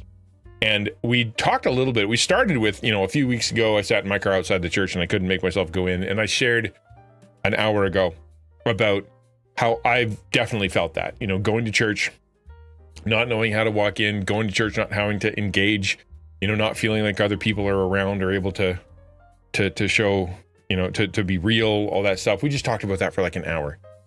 So I figure we'll move past that. We can talk about that later. It says this: I wasn't angry at God. I was having a crisis of faith. I was just tired. The kind of tired that sinks into your bones and makes even good things feel heavy. I stared at the entrance, watched people walk in smiling, holding coffee and toddlers, and I couldn't help but think, I used to be one of them. Right? I don't know. Y'all vibing with this? I know I am. There was a time when I loved church. I didn't have to drag myself there. I practically ran. In high school, I was all in. Youth group, devotionals, retreats, missions trips. I was the girl with the color-coded Bible and prayer journal so thick it barely closed. Jesus wasn't just part of my life. He was my life. And that energy didn't disappear the moment I graduated. For a while, it stayed with me. I carried it into college, where my faith started to grow in quieter, deeper ways. I began asking harder questions and letting go of the need for easy answers. I wrestled with doubt and still believed anyway. I read the works of Henry Nouwen and C.S. Lewis, led a campus ministry, and I found friends who challenged me to keep going even when the feelings faded. My relationship with God was maturing, and I felt rooted, grounded, alive. But no one prepares you for what happens when life speeds up and faith slows down. Let's pause there for just a second and ask the question, have you felt that? I know for me, like I was saved when, I don't know, when I was 6. I don't know when I was saved. I was baptized when I was 12, but I've been part of a Christian family for as long as I can remember. Been part of church for as long as I can remember. I rededicated my life to Jesus when I was in college, right? And then things started to kind of get more serious. But when it came to, time where I was really hardcore connecting to God, I didn't really have that when I was growing up because it was just my life. I didn't really feel as though I was participating extra hard or anything. It's just, yeah, you went to church and yeah, you went to talk to, people, and it was just, you were a Christian. And I didn't read books. I didn't do any of that, all that stuff. I don't even remember doing devos for most of the growing up time. And so this wasn't something that I did. It was just, I believed in God and I was a Christian and I believed in Jesus and I went to church. That's the way it was. It wasn't until really I was in first year college where a lot of my stuff came out, like the anger and the frustration and the sadness and the loneliness, and it all kind of peaked one day when I was at a small group and I was just kind of lost my marbles and they had to hold me down and it was, turning red and they prayed over me and whatnot. It was a whole thing. I told my story in another place. You don't need to hear it again. But after that, then I started to connect more with God. Then I started to ask God more questions. And I started to what does this mean to not only just be a Christian, but to live as Christian, not just call myself Christian, but to be where God wants me to be and who God wants me to be. And that started to go, that was pretty great and really connected. Then I, went into seminary and, was connecting to God like that. And I kind of get what it's like when I spiritually peaked. I felt like God was kind of in my life and things were going well and I was connected. But then, that became habit. That became my job, right? Like I have to talk to God and I have to pray to God and I have to, find out what he says. And I have to listen to God because I have to have something to say on Sunday. And I need his blessing and I need his presence or I can't do my job. And it wasn't just like a passion to be with him, but like a desperation that if I tried to function as a pastor without him, it wasn't going to be good.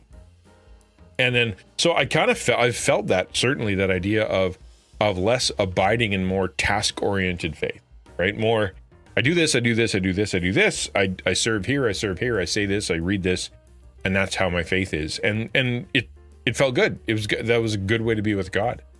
Until burnout, until some of the bad stuff happened, and I didn't have that external pressure keeping me praying, external pressure keeping me going to church. I didn't have to go to church. I was burnt out. I was sitting at home with, racked with mental health issues.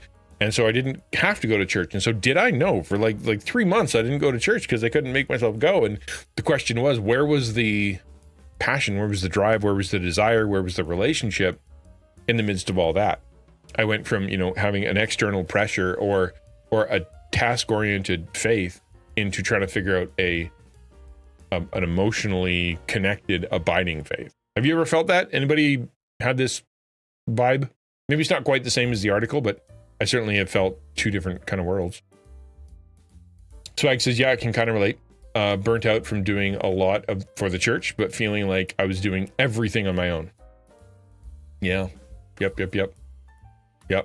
And not just on your own, right? But like you're trying to serve others and you're trying to obey God and you're trying to listen to God and you're trying to have him, like bless him and please him. But at the same time, you're like, but I don't know. I won't put words in your mouth, but you feel like, but I'm not feeling like elated. I don't feel that sense of where God is just like so palpably present because I feel like I'm just serving. It's good. I'm glad I'm there. I get the occasional glimpse, but I don't feel like it's just like oozing out of me. Like I see some people, see the old ladies at church, or I see some of these folks that they just seem to ooze the Holy Spirit and are when they worship, boy, do they worship. When they pray, boy, do they pray. When they and I just don't have that. I don't know maybe it's me. Right. And I think this article could talk a little bit about that. When I tried to bring my concerns up, I was told to keep it up and the joy will come. Yeah, right? Performance mindset kind of thing. Yeah, and that's it, right? It's this idea that, especially with that advice, right? Just keep it up and it'll come. That's what you're taught a lot of the time is the spiritual disciplines or the ordinary means of grace. Do your fasting, your prayer, your Bible reading, your worship, your attendance, your service, your communion, all that stuff. If you do all that, you're going to feel it. Not always true. Like the feeling thing isn't always true. In fact, you can see through a lot of different really important books, like say, for example, Along Obedience in the Same Direction, right? Or Brother Lawrence, the what's his book called? Anyway, Brother Lawrence, who his whole thing, he was actually a monk, and he spent his whole life trying to figure out how to connect with God and how to keep God in mind for 100% of the time. And he's like, I think I made 40% by after doing this for 50 years. I think about God 40% of the time. Like it's really hard. And what he made his whole life about. Practicing the Presence of God was the name of that book. And I used it before, but like the walking through the valley of the shadow of death, all these things where it's like God doesn't feel close. You read Pilgrim's Progress, right? There's a section there where Pilgrim is walking through a very dark place and he's on like a very narrow ledge and he can hear voices and things are scary and he doesn't feel like God is there. He feels very alone. He feels like if he takes any step to the left or to the right, he's just gonna fall into the abyss, right? And he doesn't feel confident and he doesn't feel presence and he doesn't feel light and he doesn't feel good. What he feels is afraid and alone. And it was really long time. And then he gets to the other side and it's different, but they all of these things, all of the mature Christians that you read have times where God doesn't feel close, where in fact it feels like God is almost like distancing himself, that God isn't that we've moved, but we feel like God has moved. And we wonder about that, right? In the same way you listen to Elijah, he's sitting there like, everything sucks, I'm all by myself, I want to die, or David in the Psalms, where have you gone? Why have you forsaken me? Like all the way through, you see this time where God just seems to not be there. What's up with that? And I think in the same way, this is a sort of a softer version of that, where it's like,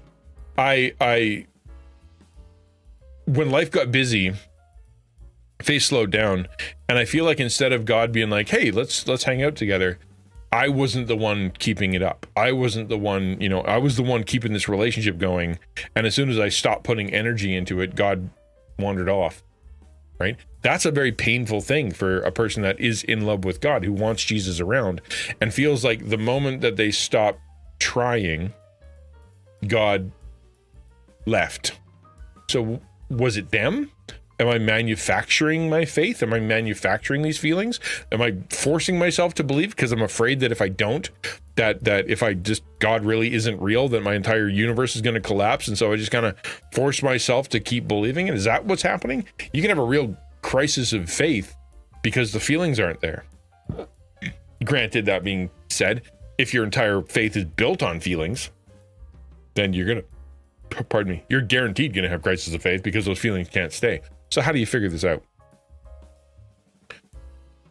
No one prepares you for what happens when life speeds up and faith slows down. After college, everything shifted. I moved to a new city, started working full time, juggled bills, rent, relationships, and never-ending pressure to keep up. I tried to maintain my spiritual rhythms, morning devotionals, worship playlists, volunteering in kids ministry because someone needed to do it. But somewhere along the way, all of it started to feel like maintenance. Sometimes when I cried out to God, it feels like God is just standing there with his arms crossed, even though I know that's not true. No, it does. It really does. And I can understand that, right? There've been times, I've asked God for the same miracle for 20 years. Like it feels like God, no, this is just how you have to feel. No. Right. And it's not how God is. I know that. But really, like, yeah, your mind, your feelings say that God is just sitting there, watching you twist in the wind, and that's how he wants to be. In fact, going all the way back up to our previous conversation, that's kind of the what Dylan was saying was, that's the kind of God that you have. It's the God that doesn't care, the God that does what he wants, the God that if you feel bad, I don't care, the God that if you you screw up, I'm going to punish you, and that's just the way it is. I don't care how you feel. I do what I want. That's the kind of God that Dylan was talking about, which we know isn't real. That's not who God is. He's gracious, he's kind, he's long-suffering, he walks with us. And it's there are certain scriptures that have bothered me of late. One of them being the parable that Jesus tells about the persistent widow, where she keeps going to the judge, and she keeps going to the judge, and she pesters and pesters and pesters and pesters until the judge is like, fine, have your way, boom, and he gets it. And as you pray the same prayer and you ask for the same stuff and you seek the same thing and it's not happening, like you're told by whoever else, it's the parable of persistent widow. You got to keep praying. Don't worry when you keep praying. God is doing things. God is changing you. God is altering your perception. God is changing your heart. God is refining your prayers, is changing how you see everything, is changing how you see God. Things are happening. You're just not getting what you want. Right now it's a no or a maybe. And even in those, you're getting, things are happening that are good for you and glorifying God, even though you're not getting your way. I know that. I know that. However, when you're feeling down, and then the parallel of the persistent widow kind of sucks. Like, how many times do I have to pester the judge? Is it 100? Is it 1,000? Am I using the wrong words? Am I coming at the wrong time of day? Like, if the end of the story is that you get your way, or that, something changes, why hasn't it for me? What am I doing wrong? And it can feel like the judge, or God in that sense, isn't being very consistent, or isn't listening, or doesn't care, or we're doing something wrong, or we don't understand what's going on. And it can be really, really difficult. And it's easy, I think, getting back to the article, right? This idea that along the way we go from depending on God and worshiping God and passionate about God and like really kind of listening and trying to figure out what's going on and serving and desperate, to, well, I know I got to do God stuff, and so therefore if I don't do God stuff I feel bad. If I don't do God stuff I get myself in trouble. So I'll do the God stuff because that's how life works best. But it's no longer fueled by a desperation. It's fueled by necessity. I've also thought about this when my kids ask for something over and over and over and over and over. Yeah. Still a no. God's amazing. He's why I'm still a Christian. Him not feeling what I should be, because I know an amazing God and want to stay with him and do his will, but I don't always feel like he's amazing. Yes. Because we're human, right? Because we're human. We are emotional creatures. We are very affected by our environments. We're affected by our diet. We're affected by our medication. We're affected by our stress. We're affected by others. We're affected by the seasons, affected by the amount of light there is in the world. We're affected by solar flares and the magnetic fields. We're affected by how much copper's in the room. We're affected by, we're affected. And we are very, that's how we are. And God's not like that. And so we either trust God as the foundation. There's usually a song for how you're feeling. Yeah, you're right. You either believe that God as the foundation and he is truth and he is right and he is consistent and what he says is right. And my emotions are wackadoo. Or we believe our emotions. We believe all the changes inside of us, right? That paint a different picture of God. And that's kind of, we're going back to what Dylan said, right? And what Dylan said. And that was, I can't trust God because he doesn't think how I think. I can't trust God because he doesn't do what I do. Can't trust God because he doesn't feel how I feel. Can't trust God because he doesn't act like I want him to act. So that's the question, is do we get to decide how God feels, acts, does, wants, all that stuff? No. It's, if he's perfect, then it's us. North didn't move. We broke our compass. That's not, right? Derek's quote Psalm 34, the righteous cry out, the Lord hears them, he delivers them from all their troubles. Lord is close to the brokenhearted and saves those who are crushed in spirit. Zephaniah 3:17 says, the Lord your God is with you, he's mighty to save. He will take great delight in you, he will quiet you with his love, he will rejoice over you with singing. Those are good, yeah. Again, those are true, but sometimes can feel like cold comfort when you don't feel like he's singing over you, or that you're being delivered, or that all your troubles are still there and he's not doing anything about them, right? It's not that he is different. There's something about me. And that goes back to what we were just talking about, with Samus and Chrono and everybody else and all that big long talk.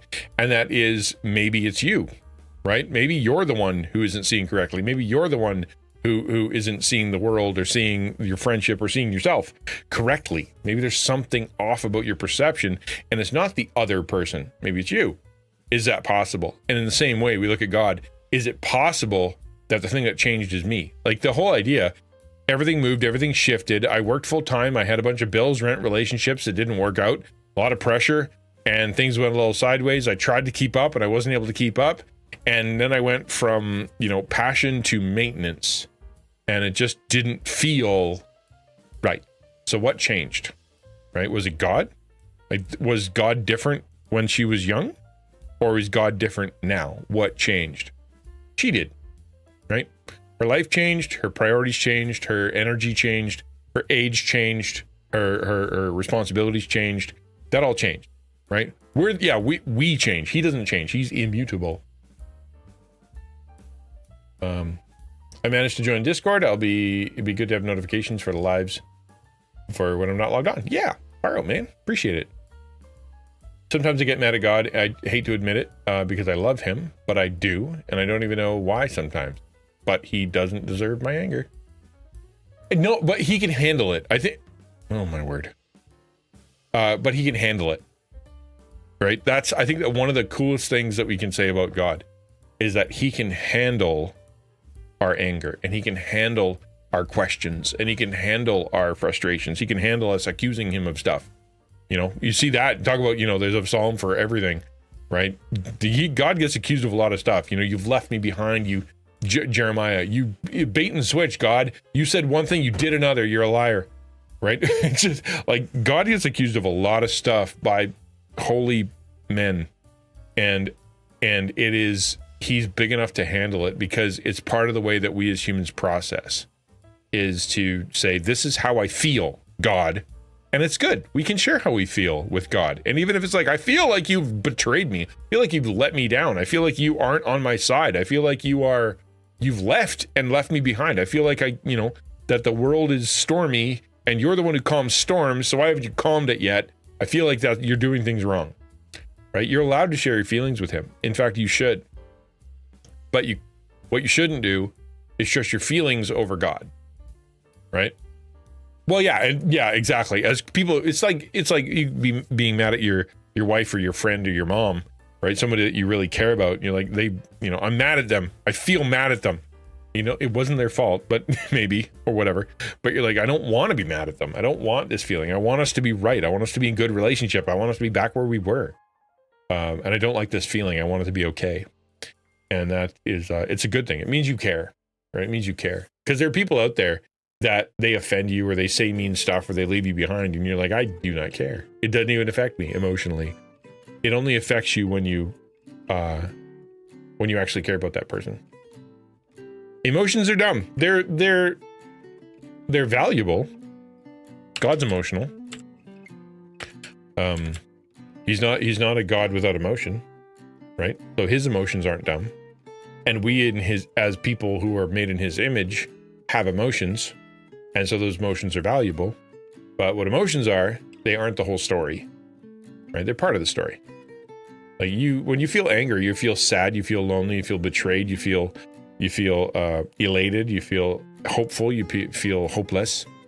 Those are part of the story, and they're an important part of the story. They're just not the whole story, right? We've told so many people in this world, young people and otherwise, for a really long time, that your emotions are the truth.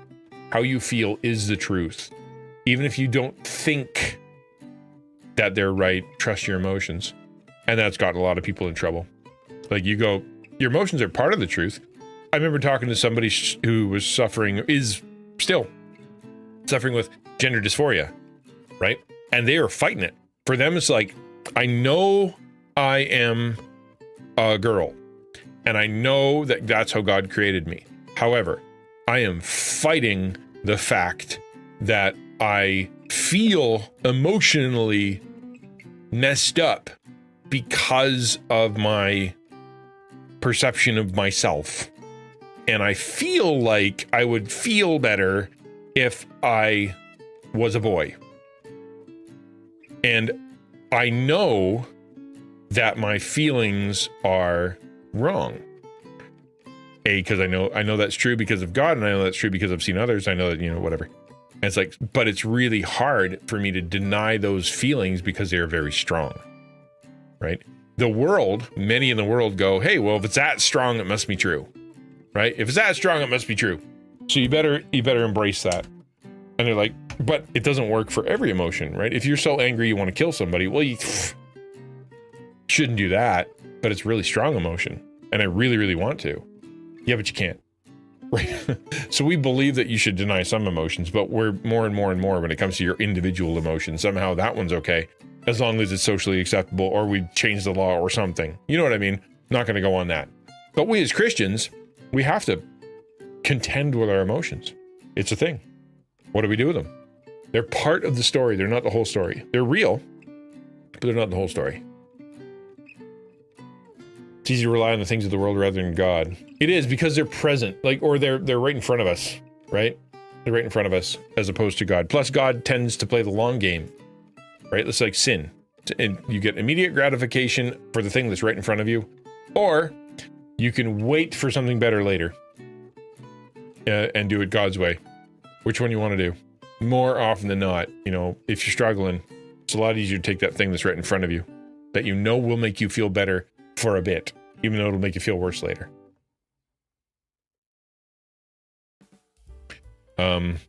Yeah. What is with these ads on this site? Okay, fine. Faith, which once felt intimate and alive, became another task on my to-do list. Read a devotional, check. Go to church, check. Pray, kind of check. I didn't walk away from God, but I didn't have some big dramatic deconstruction. I didn't walk away from God. I didn't have some kind of big dramatic deconstruction. Can't read. But my relationship with him started to feel like a job I didn't remember signing up for. It was dutiful, mechanical, something I was supposed to do, not something I wanted to do. I was going through the motions, and I hated to admitting how numb I felt.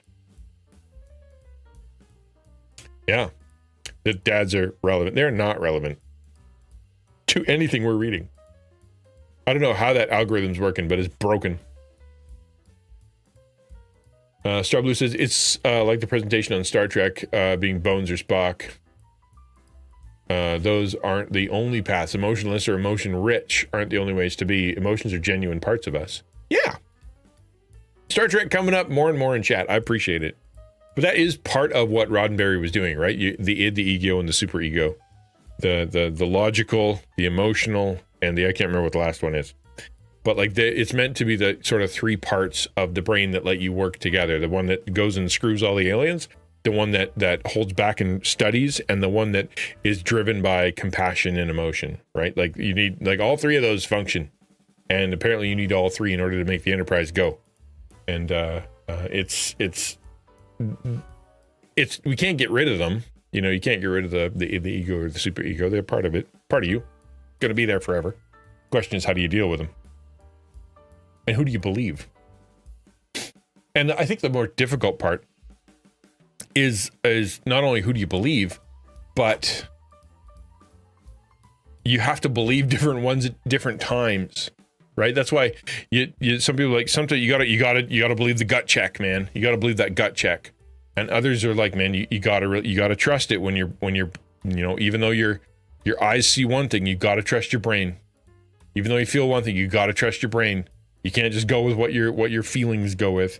And other times, it's like you know, your passion should lead you, right? You like it doesn't make sense intellectually to go that way, and it's, you know, you're afraid to go that way, but you just feel like you should follow that. All three of those can be true, and all three of those can get you in a ton of trouble. Which is why you need other people, you need wisdom, all the rest of that stuff. But you don't just kind of turn all of them off, right? Emotions are strange. We think we can control, but it's often the inner. The what?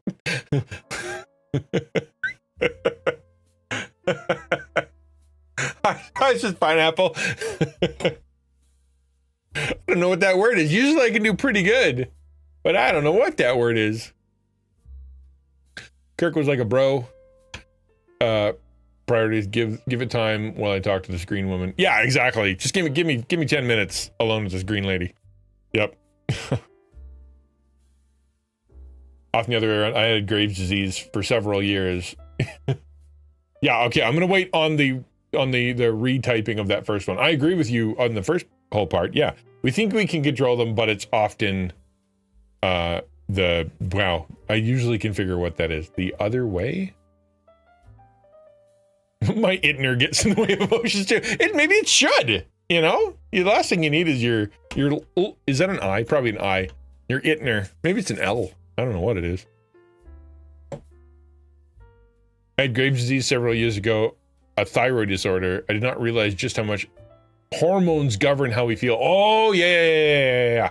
And that's another part, right? Between mental illness, physical illness, hormonal imbalance, menopause, male, you know, like aging, daily hormone stuff, food, medication, like your gut flora, all that stuff, man.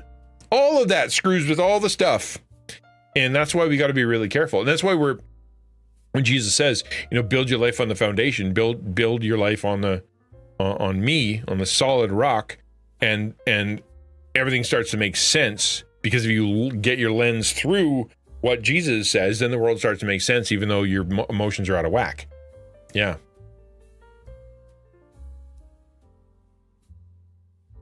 Emotions are strange. We think we can control them, but it's often the other way around. Okay. All right. I'm going to go with that. That's a good one. I like that. Yeah. Hormones for sure, man. For sure. I got daughters. I can tell you they are not downplayed in my home. They are very real and present.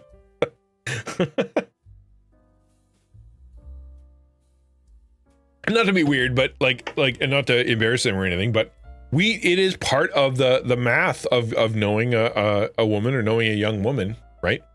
And that is that there are times where it's like, yeah, my brain is whacked out for a little while, my emotions are askew, and it's just the way it is. And we go, yep, okay, cool. And they know that, I know that, we all know that, so we work with it. Yeah, we got 3 ladies in the house, exactly. And we just recognize that's part of the deal, part of the math of knowing a lady. There's great things and there's not great things. Same thing with knowing dudes. And it's just, I love the fact that my daughters are not living in this banana bizarre denial that hormones don't exist. I think it's just the craziest thing in the world. Hello, Blue Hat Penguin. Good to see you. It is really, really crazy to me that there are people out there that are just like, I trust my brain all the time and I trust my emotions all the time. And you just gotta. And like, no, you don't just gotta. In fact, it's usually a really bad idea to just gotta. You're going to end up, really messing yourself up. Right? How did hello break? That one's supposed to work all the time. I'm going to turn it off. And I'll turn it back on. We'll see how that works. Yeah. Let's keep going. I was going through the motions, and I hated admitting how numb I felt. What made it worse was the guilt, the voice in the back of my mind that whispered, "You should be better than this." That's, I don't know, the who's speaking in this scenario, right? Whose voice does she think that is? I tend to think of emotions as indicators of something deeper going on to work out, but not dictators of our direct our lives. Yeah, there's something happening, and I think that that you should not dismiss emotion. That's one thing you learn from Star Trek, is that Spock's not always right, and if he ran the show, he wouldn't always be right. And same thing with Kirk. He's not always right. Shouldn't run the show. It's just that you need both. That's a good thing. But you dismiss them at your own peril, but live by them at your own peril as well. Speaking of hormones, I was born without a pituitary gland, and I think it jacks with many things, including feelings. For sure, because that's hugely hormonal. For sure, man. Air China ads following me around today. I don't even have to live anywhere near China. But you want to go to China. What hormones does the pituitary gland produce? Hormones produced by the pituitary gland: androcorticonordilis, thyroid-stimulating hormone luteinizide, follicle-stimulating prolactin, growth hormone melanocortin. All those ones, man. Though you probably need all those. I'm a scientist. You know that. You need those, and they'll probably not having them is going to have a problem, especially the follicle. You need that. Yeah. So if you look at this, you should be better than this. I think there's a mix of feelings there. Her going, I should feel guilty about this. I used to feel really cool about God and all that stuff, and I should be getting back to that. And also probably the voice of the enemy going, you should be better than this. God doesn't like that you're doing this. God's disappointed in you. You're a bad Christian now. And then maybe even, the voice of God kind of going, hey, come back. Like there's a better way. Like you're wandering off into somewhere you shouldn't be. Come back. I think all three are probably mushed up in that you should be better than this. Not that I think that God would say it that way necessarily. It's not God going, you should be better than this. Go fix yourself. That's not how God works, right? It's come back to me. Let's work on this together. More often than not. Therefore, we do not lose heart, but through our outer man is decaying, yet our inner man is being renewed day by day. If we let him, right? Yeah, if we God is working on it. We can decay if we don't participate. That's kind of what she's saying. I felt like I was decaying. Right? I felt like I was decaying. I had guilt. I had shame. I felt numb. That's decay, right? Yeah, not the follicular.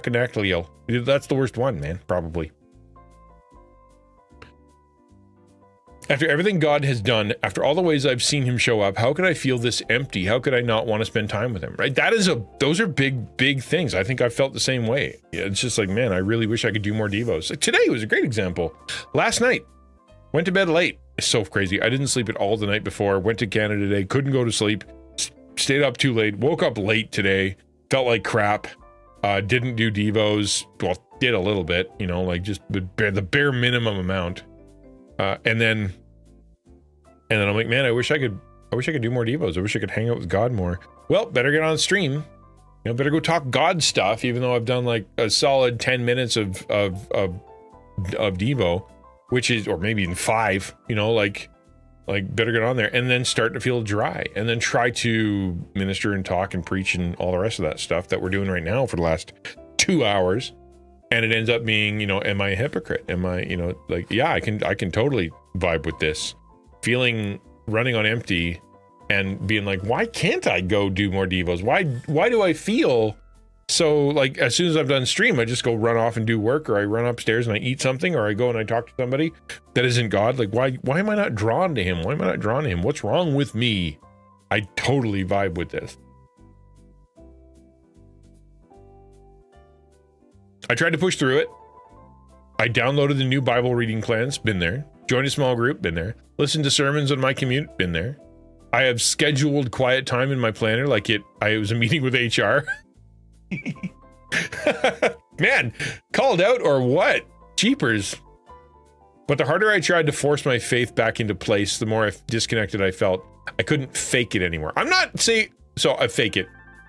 The term fake it, not that I'm disagreeing with her emotions or what she's saying, but I'm disagreeing with I don't think that is faking it. It was, I tried and tried and tried and tried. Because none of these are bad. That's a good thing. You're not feeling it when it comes to like your devos? Find a different Bible reading plan. Change your Bible translation. Read something that you're not used to. If you're used to ESV or New King James, go read the NIV. If you're used to the NIV, go read the Today Bible, or go read the Message for a little bit. Like, change it up so you see a different perspective, right? Join a small group. Yeah, you're having a hard time connecting to God. Go serve with others. Go love others. Go confess to others. Go pray with others. Go be part of other people. Vampire some of their energy into your life. You can't read your Bible. Go listen to sermons. If you can't get yourself to look at it, listen to it when you can. That's a good thing. Quiet time. Yes, discipline for sure. If you can't do it, get some discipline. Put yourself, make it in your calendar. Make yourself do it. Find a time where it's going to work. Make a time where it's going to work, and then do it. Those are all good things to do. The fake it till you make it kind of thing. And it's kind of like make yourself do it until it comes. But the harder I tried to force my faith back into place, the more disconnected I felt. Man, I feel that. I really do. Because it's like I show up and I do the thing out of obedience, but I don't feel full when I'm done, right? I listen to the sermons, and the whole time I spend criticizing, or the whole time I spend whatever, like I'm not enjoying it. I'm barely paying attention, right? I try a new Bible reading plan, but I fall off after a couple days, or I tried a new Bible, thing, and whatever, it's not working. And it's just, yeah, it's not always easy. And you feel like you are faking it. Like this should work. It's like, can you pull starting a lawnmower and brah, brah, brah, brah, and you're like, it should catch. I'm doing the right thing. I wiggle the choke. I check the gas. Spark plug works. Brah, brah. Okay, what's wrong? And you're like, something's broken. That's, to me anyway, that's what I read when I couldn't fake it anymore. It was, what is wrong with this thing? I've checked the engine and I've pulled the string. What do you want? Feel like an old Jeep sometimes, just needing maintenance. Oh, bro, dude, I couldn't even walk up the stairs today without help. That's that's how things are going in my body. Have you had where you try to do small group or plan with people, but they don't follow up despite your timely commitment? That tends to encourage my own dedication sometimes. Wait, hold on. Have you tried? Let me try again. Have you had where you tried to do a small group or plan with people, but they don't follow up despite your timely commitment? That tends to encourage my own dedication sometimes. Discourage. I'm like, yeah, that's the part I missed. Discourage. I'm like, okay, good. It does it? It encourages you? That seems weird. Yeah. And that's, again, it goes to what I was talking about before when it comes to my perspective of people. They will let you down. They will let you down. They can't carry the bowling ball. When I go to this small group, I go to this people, I go to this ministerial bunch of pastors together, whatever it is, class, Discord, team, and I go, hey guys, I got quite a bowling ball here. And I'm having a hard time carrying it these days. Or back up, like I recognize I'm having a hard time carrying this bowling ball. I need some people. So you're like, hey, can we get together? Hey, can we do something? Could we please? I'm making myself vulnerable. And then they don't follow through. I'll tell you, I'm struggling with that right now. So I have a friend in town that I met with for a long time. He went to the church. We are very good friends. We've been through a lot together. He owns my house. He has done a lot of good for me. And for the last 6-8 months, give or take, every time we've set a meeting, he hasn't shown up, or he cancels, or he doesn't get back to me, or something. And eventually my feeling isn't, oh wow, he must be busy. Eventually it's, he doesn't like me anymore. He doesn't want to carry my burden anymore. He's like all the other ones who I shared with and doesn't want it anymore. So I literally text him. I'm like, bro, did I offend you? Like, are you done with me? Are you mad at me? Did I say something? Did I do something? Like, what happened? Like, please let me know. And he was like, no, we're nope, that's not what happened. I'm just being busy, and I'm not, it's me, not you. So let's meet together, soon. And so we set a time.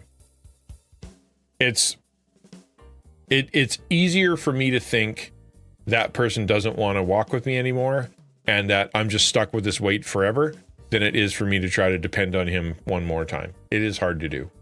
And it does discourage me.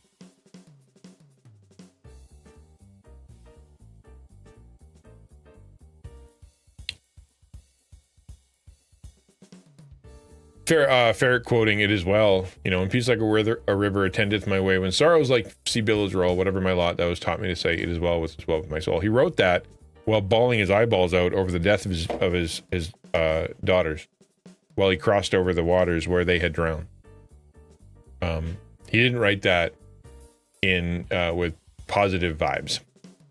He was crushed, right? What he did is he was taught to say, he learned that in the confession, in talking to God, in going, none of this makes sense, my only refuge is God. I can find a place to keep going, right? Because he didn't want to keep going, right? Yeah.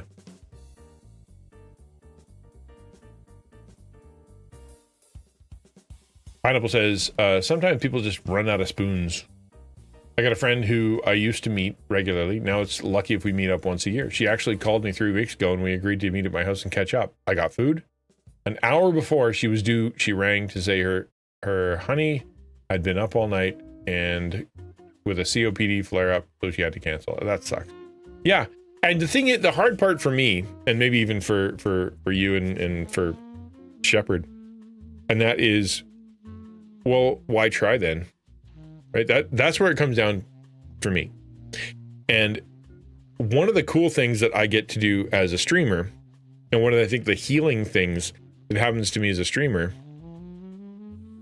is I get to come on here and I get to talk to you guys. I get to hear from you guys. You guys give me encouraging stuff. I'm able to talk to you about some things going on in my life. You tell me some stuff going on and I walk away feeling better. Why? Because we hung out together. It is deeply healing for me to be part of this group, right? I'm not on here just doing stuff. It's really important to me, and you guys are really important to me. I really like what we get to do here. And, but it's really easy for me to get to the place of going, why bother? If you won't show up and you don't care and you don't want to be here and you're going to drop me and blah, then what's the point, right? I will just suck it up, throw it in the box, and keep walking. I'm good at that. I'm actually very good at that. Taking the hit and keep on ticking is what I do, but it's not good. Eventually, I burn out. I fall apart. It's happened multiple times because I'm super alone. I don't have any help, and I'm go, and then my body gives up, literally. And I'm not even exaggerating. I've had that. Gave up. Didn't work anymore. Body function stop. And because I'm like, what's the point? The hard part for me and the good thing for me is trying to come back and go, okay, I'm going to share again. I'm going to open up again. I'm going to talk again. I'm going to invite again. And hopefully that'll come. It actually becomes a discipline of kind of going, I will choose to say yes to this. I will choose to invite. I will choose to ask for a meeting. I'll choose to go to, even though I don't think it's going to work, even though I don't think they get it, even though I don't think they're actually telling me the truth, even though I don't think they're actually going to try to help, even though there might, it could go sideways, they're going to cancel, even though all those things come to mind, I choose to make the meeting anyway. Hey, Gamer Knight. Hello, Blessing Boat. It is hard. It is hard. It's really hard. Especially when you keep getting proven right. Misery loves company. No, it does, though. There's a reason for that. That is a syllogism? Colloquialism? Truthism? It's an ism. That is true.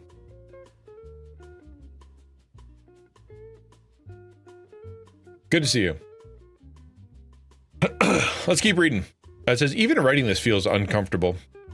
I want to be the kind of Christian who always has something wise to say, someone with a fresh word or deep insight, but lately all I've had is exhaustion. The kind that makes you a ghost in your own spiritual life and hope God doesn't take it personally. That is so vulnerable, man.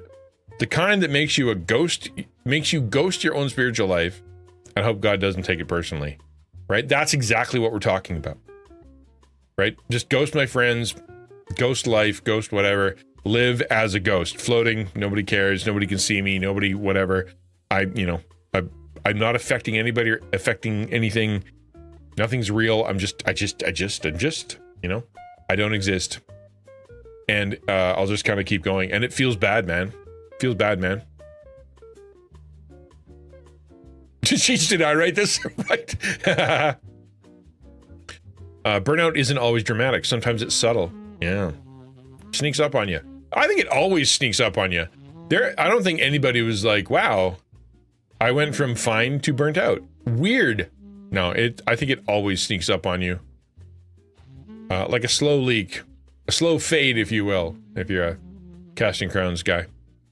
You don't realize how much you've lost until one day you're sitting in church parking lot, realizing you don't even want to go inside. Right? What have you lost in that scenario? Well, it's a fire, right? It's that thing that's inside of you that made the habit want to be there, that the response, the feedback that we were just talking about. I talked to a person, they didn't show up. Why call people? I asked for a friend, they didn't want to be my friend. Why bother? I reached out for someone, they didn't reach back. I'm done reaching. I asked forgiveness, they didn't want to forgive me. I'm done asking forgiveness. I tried, it didn't work, and so why bother? In the same way, I went to church, didn't feel it, went to church, didn't feel it, went to church, didn't feel it. Why am I here? What am I getting out of it? I feel like a hypocrite. Everybody else is getting something out of it, but I'm not. Must be me. It's hard. Sometimes I can recognize burnout will happen, but then sometimes I think I can do a bit more. Yeah, it's like when you squeeze in a rag and you're like, I can get a couple drops out of that. Yeah. So I did this big long thing where I did a personal assessment evaluation of myself based on, a sort of a D&D sheet for myself. And the responses to working with AI. And one of the responses that it came up with was basically, I'm not good at short rests, right? If you ever play D&D, short rest and long rest, right? Short rests actually can work against me, because what I do is I'll use it all up, and then I'll take a short rest, and I won't get it all back. I'll be like, I'll use up 100, and then I'll short rest to get it back 25, and then I'll use up 100, and I'll short rest to get back 25, and I'll use up 100. And what I'm not realizing is that when I get to 25, I feel a little better. I get that short rest, I feel a little better. Hey, I feel better. I can keep going. Let's go. Do. And I don't realize what I'm doing is I'm just digging the hole until suddenly it just kind of falls apart. Why? Because all the way along, I felt a little bit better. And what I wasn't doing was the long rest. At no point did I just refill my spell slots and refill my HP and get back. It just never happened. It was just short rest after short rest after short rest, and I didn't have anything left in the tank, right? Says Pineapple says, a little testimony. I've been trying to chat to my niece 30 years about Jesus, get her to come to church, share Bible memos, etc. 3 weeks ago, she rang me out of the blue to ask if she could go to church with me. Then this morning, she texted me that she bought a Bible. You never know what persistence will bring in a breakthrough. Yeah, it makes you wonder what happened. That's great. I hope you get to walk with her. That would be really exciting. That's cool. I'm excited. That's cool, Pineapple. Really encouraging. Yeah. Shepard says, all right, add D&D short rest to my list of illustrations to borrow from today. Yeah, they're flying out fast and furious. I'm going to run out. I'm nothing to say tomorrow. All right, then we're going to get to the good news. This is music is something. Let's leave it go. Hey, Jones. Then one Saturday, something shifted. It was a rare free morning. No obligations, no plans. Normally, I would have filled it. I'll skip that song. Normally, I would have filled it with errands or lost the hours to mindless scrolling, but instead, I grabbed a book I hadn't opened in years. The Weight of Glory by C.S. Lewis. Took it to a coffee shop, ordered a lavender latte. Gross. That sounds terrible. Found a sunny spot by the window. No agenda, no pressure. I just wanted to sit with something that once meant something to me. Okay? This is an interesting shift. So that is a completely... I know what it... Yeah, no, it sounds terrible. That is a latte of lavender. It's too... Any amount of lavender, I think, is too much lavender. A latte or a little. But you can see the shift, right? So instead of all the busy, instead of doing what I'd usually do, instead of forcing it into the system, I grabbed something I wanted to grab out of a desire to connect with something that I once meant a lot to me, right? I wasn't trying to do it right, no agenda. I wasn't trying to do it for a certain period of time. It wasn't like there wasn't rules. I didn't pressure myself to get through the end of the chapter, to do the journaling, to do all the extra bits, to go to the church, to be at the right place, to get myself all showered up, to put on the show. There was no pressure. I went to a coffee shop by myself. There was nobody else there. It was no rules, and it wasn't driven by external stuff. It was purely internal. I wanted to sit with something that once meant something to me, right? I just wanted to be there, sit with. And that comes to John 15, right? I'm the true vine, my Father is the vine dresser. Every branch in me that does not bear fruit, he takes away. Every branch that does bear fruit, he prunes, that it may bear more fruit. Already you are clean because of the word I have spoken to you. Abide in me, and I in you. As the branch cannot bear fruit by itself unless it abides in the vine, neither can you unless you abide in me. I am the vine, you are the branches. Whoever abides in me and I in him, he it is that bears much fruit, for apart from me you can do nothing. That's a very important verse, and one that we've talked about a lot. If you don't abide in me, if anyone abides in me, he's thrown away like a branch and withers. And the branches are gathered, thrown to the fire, and burned. Right? So let's I don't know, let's highlight that. Why can't I highlight? Let me highlight.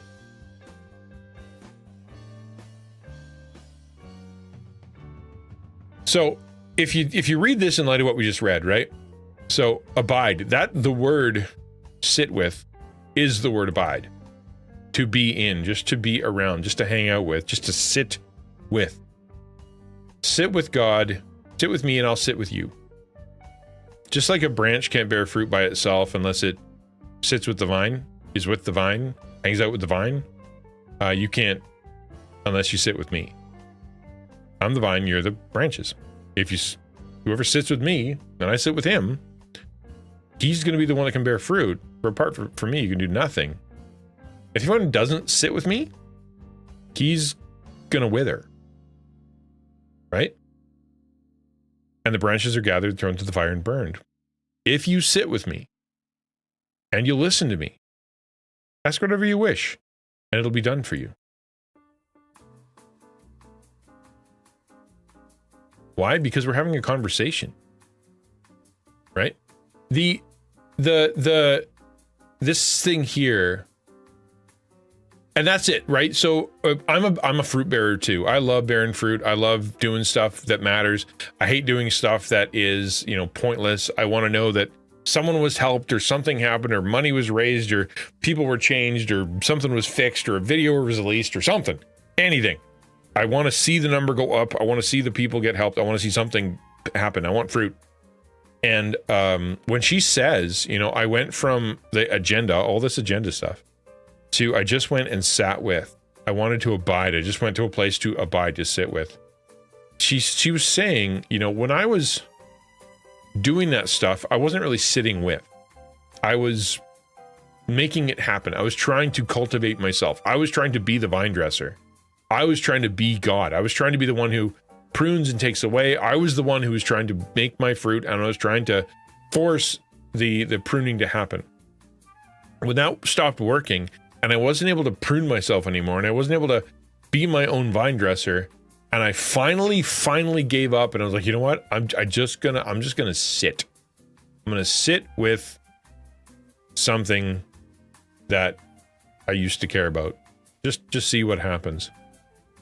All that withering, right? There's the wither. You will wither. All that withering started to make sense, right? I wasn't abiding as much as I could have abided. I was trying, which isn't the same. Abiding is not trying. It's just sitting with. It sits with. If you sit with me and you listen to me and my words are sitting with you, you'll be fine. That's what that means. Thank you, sir.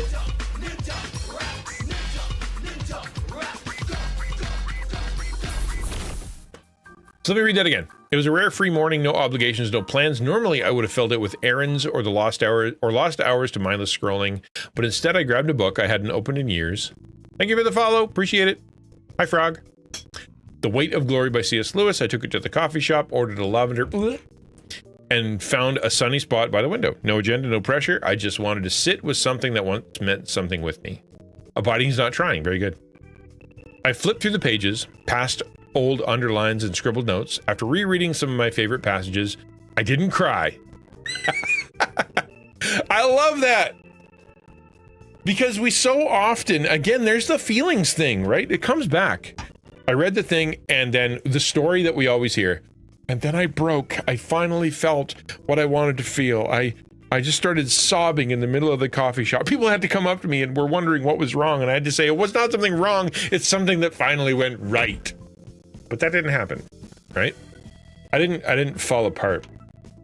I didn't cry. Like, I didn't have some kind of big revelation. I didn't feel some grand emotional breakthrough, but I did feel something stir. Something I hadn't felt in a while. A flicker of wonder, a reminder of what used to move me. I think, not that I want to, I don't know this person or whatever, but there's something to be said about not having the pressure to force God to show up, to make God be there, to have a miracle occur at every Devo, to have your, what sin do I need to break, and what life do I need to change, and what gift do I need to cultivate, and what place do I need to be, and what mission am I on, and what book should I read, and what change do I need to make, and what spiritual discipline do I need to practice, as opposed to all of that, just kind of going, hey, I'm here, right? Sort of and I know we've overdone the Mary and Martha thing lately, but it's a very good illustration. The Mary and Martha, which is, Martha wanting to do a bunch of things for Jesus, and Mary going, just sitting, literally abiding, just sitting. And when Martha was like, hey, you should get her to get up, he said in very real sense, no, she's abiding. And abiding is how things work. Come abide, right? I'm not going to stop her from abiding, because that's how things work. Opposite of salvation, of work salvation, right? It's just abiding. Since that morning, I've been trying something different. I'm not chasing a spiritual high or forcing a rigid routine. I'm just carving out space, real intentional space, trying to reconnect with joy. Some weekends, that means rereading the books that first awakened my faith. Other days, it's just sitting in silence with a worship song, playing and letting it be enough. Letting it be enough is a big one. Because what that says, the background of letting it be enough is, I felt a lot of guilt in my devos. Like, I felt a ton of guilt. Every time I did my devos, it wasn't enough. Every time I read the thing, it was the right thing.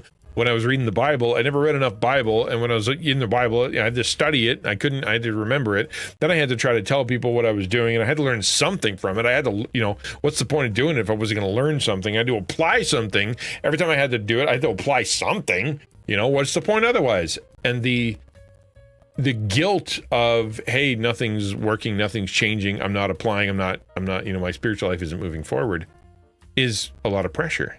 And if she finally got to the place where she's like, you know what, I'm just cool with being here, that's a big deal. Hard to do. I struggle with that for sure, because I want stuff to happen and happen fast, and it is counterproductive, right? It's like whenever you go to learn about working out, that person, your workout person will be like, yeah, you have to take a rest day. You can't be here every day. Do not be in here every day.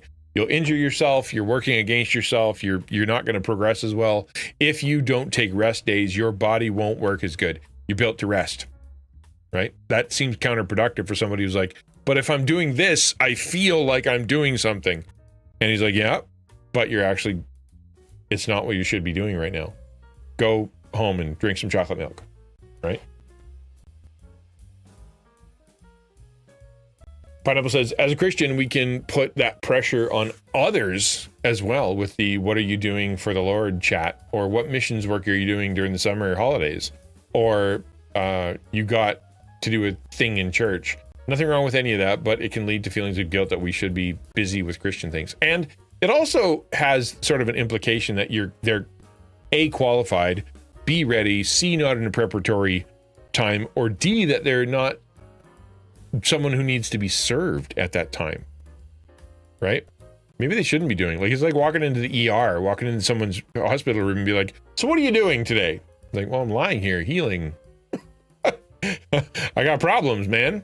Yes, but if you're not doing things, you're wrong. Like, what work will you be doing in the next week or so? I'm just going to be here. I'm just going to be healing, man. Leave me alone. Right? How dare you? We should do the same thing with people who are in the spiritual ER as well. Should be guilt tripping people that are in the hospital for not doing stuff. Jim says, yeah, when I hear sermons about you gotta, I just feel bad sometimes. I want to say, yeah, but I want to, but I can't. Yeah. And maybe you shouldn't. Maybe that one's not for you. Not everybody's gotta, right? And in that season, in that time, there are times in the Bible where nothing's happening. A lot more times when nothing's happening than something. If you actually spread it out. And, it's a lot of times where, for example, Judges, right? We're like, wow, what an action-packed book. Now, yes, it's an action-packed book, but remember, there's a generation of people, and then that guy, and then a generation of people, and then that guy, right? There's a big pile of not happening.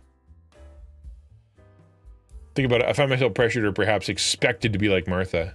And expected from who and pressured by who? And you feel like, well, pressured from myself. Whose voice is that, though? Right? It didn't come from you. It came from someone. It's either a misunderstanding of God and what he expects you to do, or a misunderstanding from your parents, or a feeling of invalidation of your purpose in life, or that you only have value in your production, or fear because if you don't produce, you're not going to get what you need, or distrust of God and that he is not going to provide. You have to provide for yourself.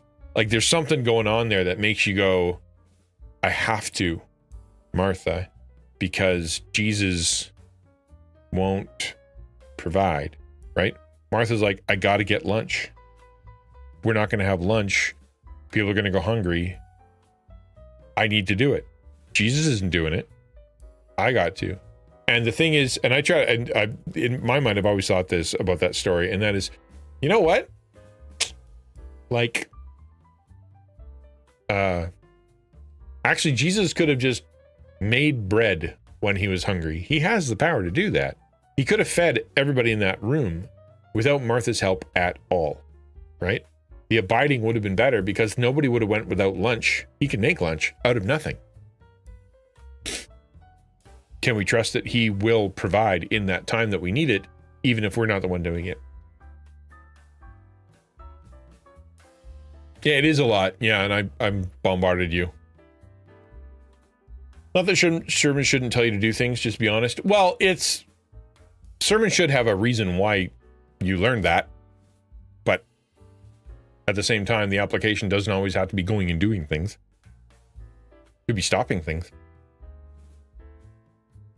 I once said in a sermon, if you're tired and you are really, really sleepy because you're not taking care of your body and this is the only time you can fall asleep, go ahead.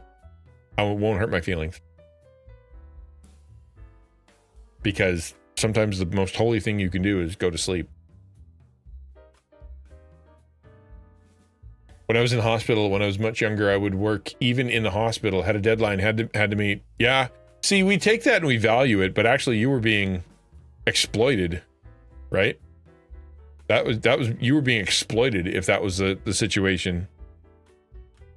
Add that to the list. Exactly. Who did tier 2? Tier 2 what now?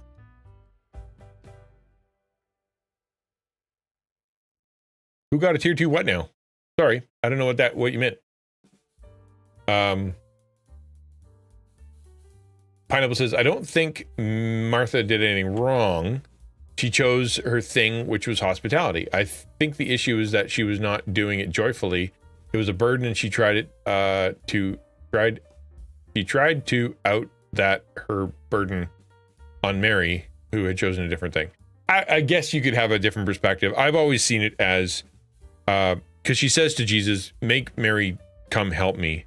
And what he says is, no, she has chosen what is better, implying that Martha has chosen wrong. Right? Well, I know what a tier 2 sub, I just didn't remember seeing it. I just don't know who, when it happened. Sorry. Oh, Raj just subscribed to tier 2. Did I miss that? Or was there no alert? Did it alert? Do I not have tier 2 alerts? That makes me a little nervous. Okay, good. If it did, then great. If not, thank you. I appreciate that. If I didn't say thank you. Normally I go with the noise. Did I? Okay. Didn't realize it was something. Maybe I should have a special alert. Maybe we should go ping at the end.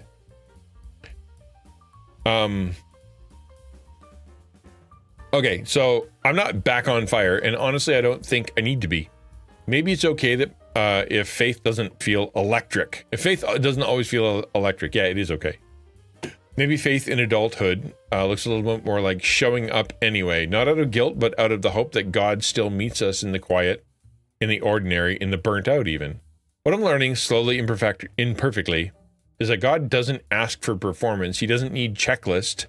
He's not impressed by how many Bible plans I've completed. He just wants me, tired, honest, burnt out me. So no, I don't have a dramatic comeback story, but I do have more grace for myself. I have a little more curiosity, I have a little quiet, and I have a quiet belief that God hasn't gone anywhere. He's just been waiting for me to sit long enough to notice. Amen to that. Amen to that. That's absolutely great. The other thing here, right? The other verse that I kind of pulled out was Jesus saying, come to me, all who labor and are heavy laden, and I will give you rest. Take my yoke upon you and learn from me, for I am gentle and lowly in heart, and you will find rest for your souls. My yoke is easy and my burden is light. That's his invitation, right? His invitation isn't to become a religious kook who guilt trips everybody and all the time. And, you know, that's what Pharisees did, man. They believed that the harder they tried, the more they guilt people, and the worse that everybody felt, the happier God was. That is not how that works. In fact, what you could say is that she learned she was a Pharisee or had some Pharisaical tendencies, shall we say. And then she actually learned, you know what, that's not how we connect with God. I'm going to sit with God instead. Yeah. We can all learn from that. I think it's really, really good. How do you apply it? Like, what do you do after all this? I don't know. I think we're all going to walk away a little bit different. Because I think if you're like me, if you're an all or nothing person, like I'm all in or I do nothing. I seem to only have 2 gears. It's hard to find that abiding middle ground. Something I need to mature in a bit more.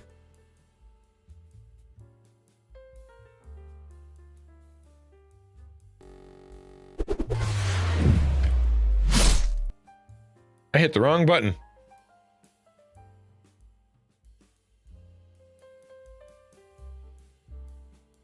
Yeah, I think we all do.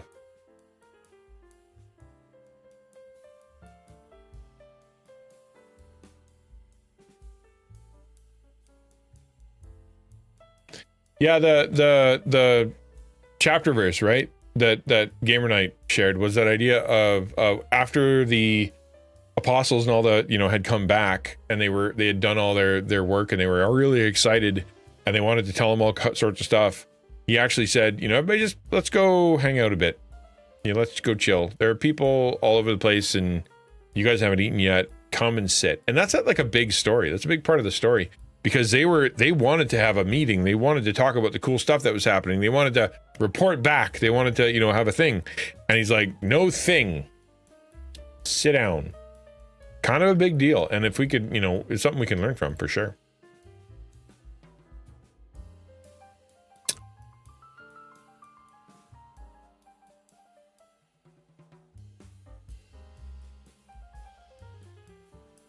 I don't know what Elijah's getting at. What did you do? I better not click on that. I don't know what that'll do. But this was a good reminder. Thank you for going over this. Yeah, I appreciate that. Thank you. Yeah, I'm glad it came up. I really am. I'm glad it came up and I'm glad we were able to chat through some stuff. Means it is a big deal. It is a big deal. But at the same time, what do you change? How do you do it? That's a lifelong journey. It's just like the Brother Lawrence thing, right? He actually did this lifelong as a focus and he still wasn't able to pull it off. So we shouldn't feel too bad about it. It is hard to do. Tell you what, I'm gonna take a little break. I'm gonna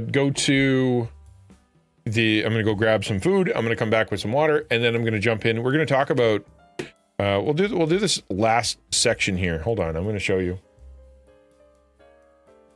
We're going to do 3 questions that could give away a narcissist. And if you have been following along for the last couple hours here about what we've been talking about with that Devo and with the the sort of the guilt and the action and what we need to do in the marketing, maybe you'll see a little bit of a connection here. I see a little connection here.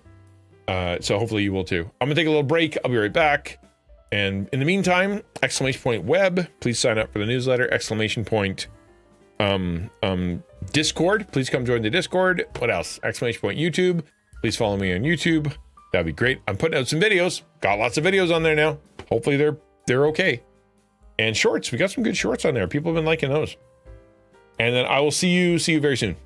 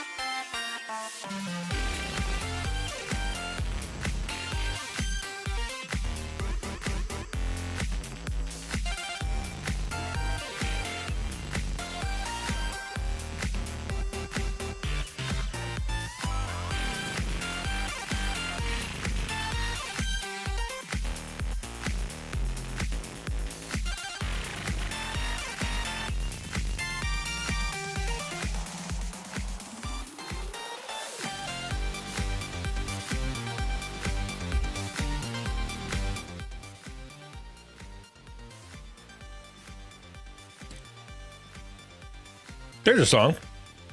It's got a little bounce to it. 82 feels like too much. I'm too tired to be. See, no, there you go. That's the misnomer. Maybe you are so tired you're extra bonkers. You never know.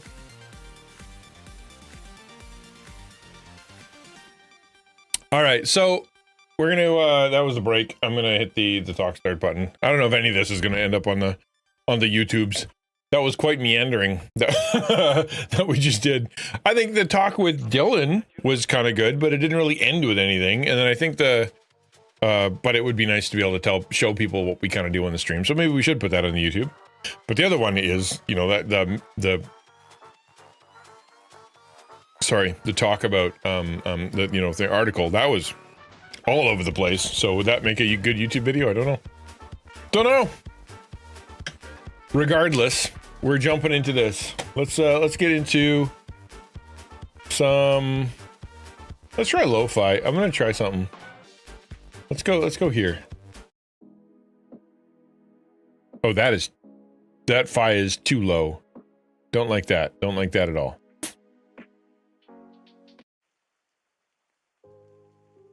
I can't. I will go to sleep.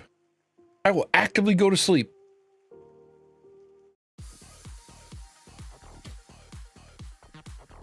Maybe I've been looking at health claims all day. I'll drive anyone crazy. I'll be looking at health claims all day. It'll drive anyone crazy. Yeah, right? Freaking paperwork. My daughter just said that we have to call, the school, and we got to figure out how to defer payment for stuff, and we got to call the government and figure out how to log in for stuff. Like, it's a whole thing, and it's just exhausting even just to say those sentences out loud.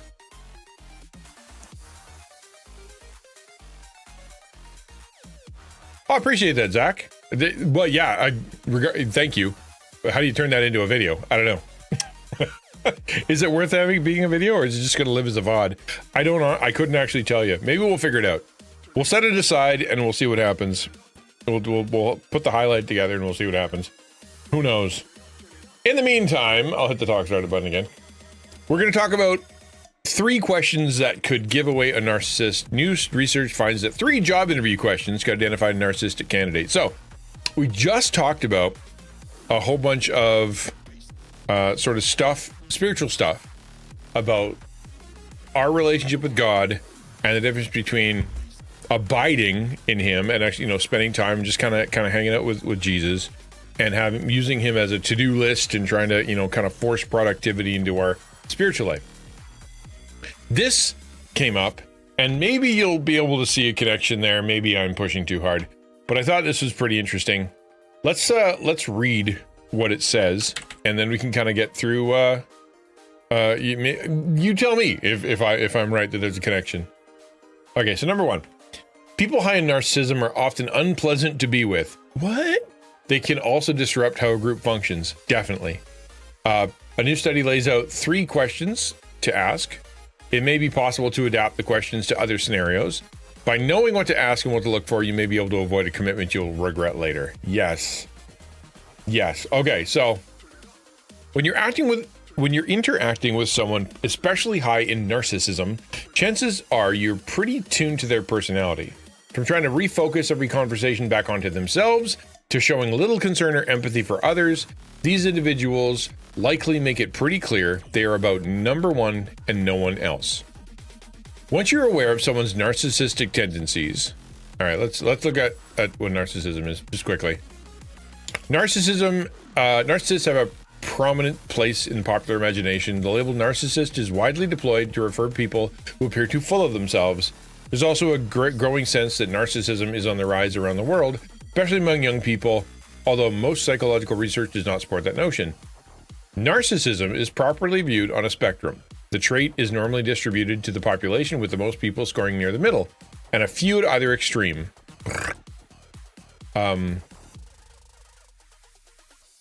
Healthy individuals who score somewhat higher may be perceived as exceedingly charming, especially those who, on first encounter, but eventually come across as vain. Such individuals have an awkward, stressful persona. Okay, what are traits of narcissism? That's what I want to know. It's easy to describe someone who spends a bit too much time talking about his career or never seems to doubt himself as a narcissist, but the trait is more complicated than that. Narcissism does not necessarily represent a surplus of self-esteem or of insecurity. More accurately, it encompasses a hunger for appreciation or admiration, a desire to be the center of attention, and an expectation of special treatment reflecting perceived higher status. Interestingly, research finds many highly narcissistic people often readily admit to an awareness that they are more self-centered. A high level of narcissism, not surprisingly, can be damaging in romantic, filial, and professional relationships. So how to spot a narcissist? They can be characterized by grandiose sense of self-importance, a lack of empathy for others, a need for excessive admiration, and the belief that one is unique and deserving of special treatment. Okay, there we go. Let's go back to what we had before that. So, once you're aware of someone's already looking at myself, that's funny. Once you're aware of someone's narcissistic tendencies, either through a long-standing relationship or enough exposure in briefer interactions, you can make decisions about next steps. If it's too annoying or frustrating, you'll forget it, but if you're stuck with them, you'll just have to grin and bear it. However, what if you actually don't know this person well, but get narcissistic vibes?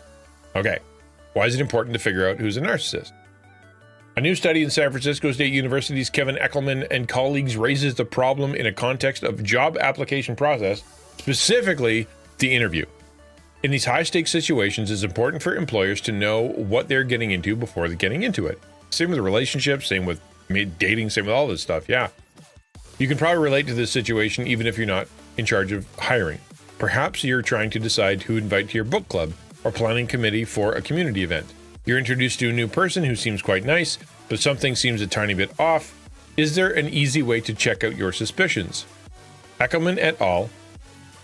It's not medical, it's more of a psychological issue. So I guess medical implies that something wrong with your brain.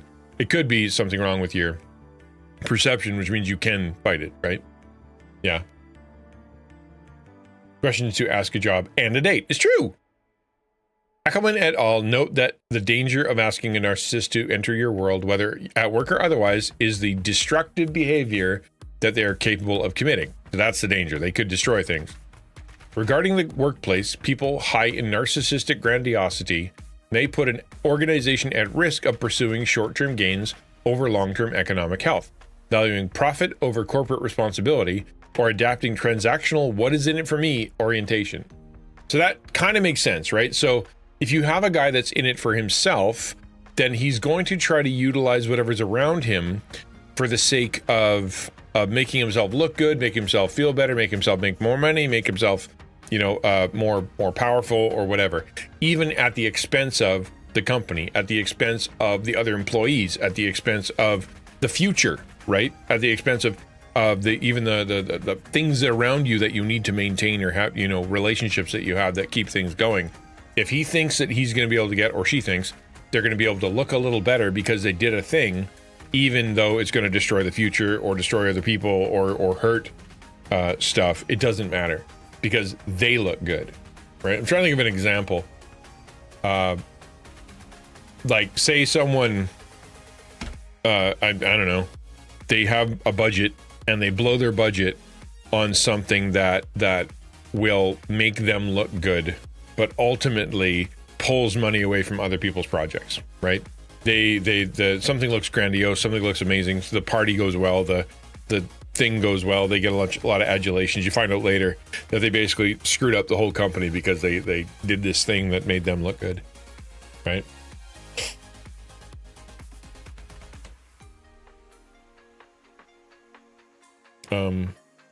I used to get narcissists and narcissus, a type of daffodil, mixed up. I used to wonder why people were talking about daffodils. They must be called that for a reason. I bet, do they bend over? Narcissus flowers. Images. Why are they called that?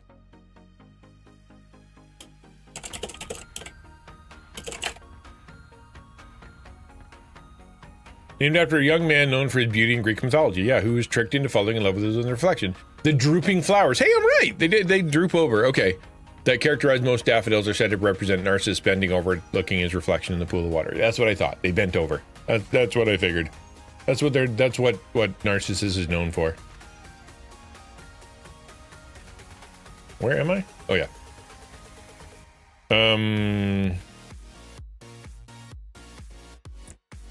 They can also engage in bullying and rule breaking. Not only are these individuals unpleasant to have around, but their behavior puts everyone else in harm's way.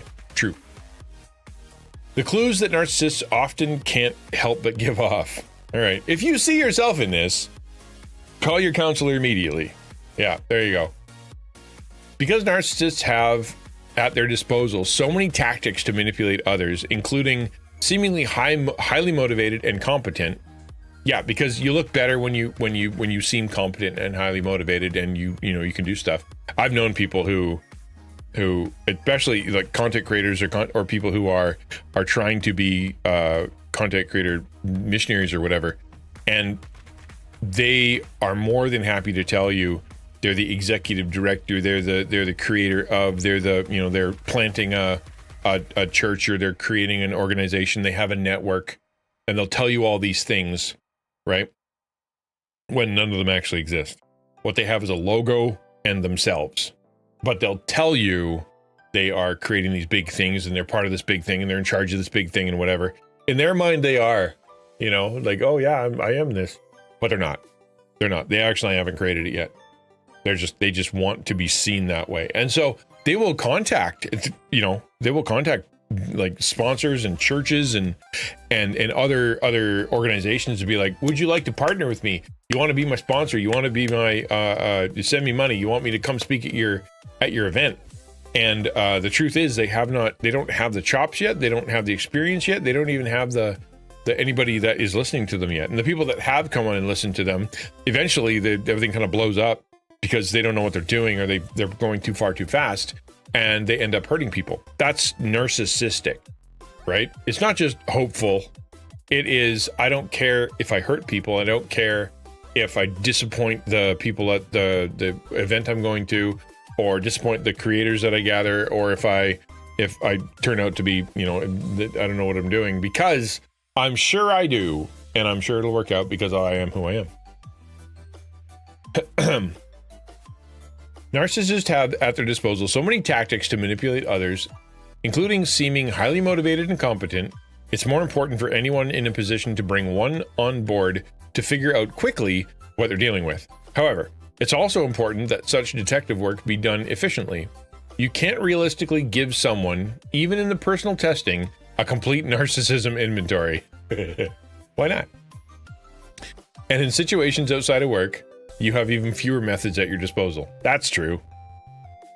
Recognizing the need for easy detection, the San Francisco State team set as their goal the development of a short, behaviorally oriented set of interview questions that would meet the criteria of reliability, consistency, validity, predictability, and I thought it was supposed to be 3, and validity. Their focus was on narcissistic grandiosity, given that individuals who display this form of narcissism versus vulnerability may be the ones most likely to create problems at work. Authors began with a set of 19 items developed by experts in the assessment of personal selection, with the intention of narrowing these down to questions that would perform best.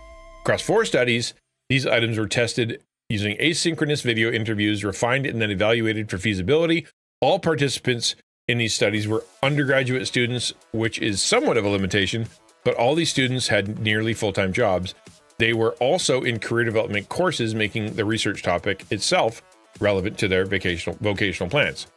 Following the testing of the original 19-item version, Eckelman et al. Were able to narrow down a pool to 5 items, from which these 3 emerged as the most reliable and best indicators of narcissism scale scores, rating of 1 to 5. Okay, we got there. We did it. I'm sorry it took so much reading.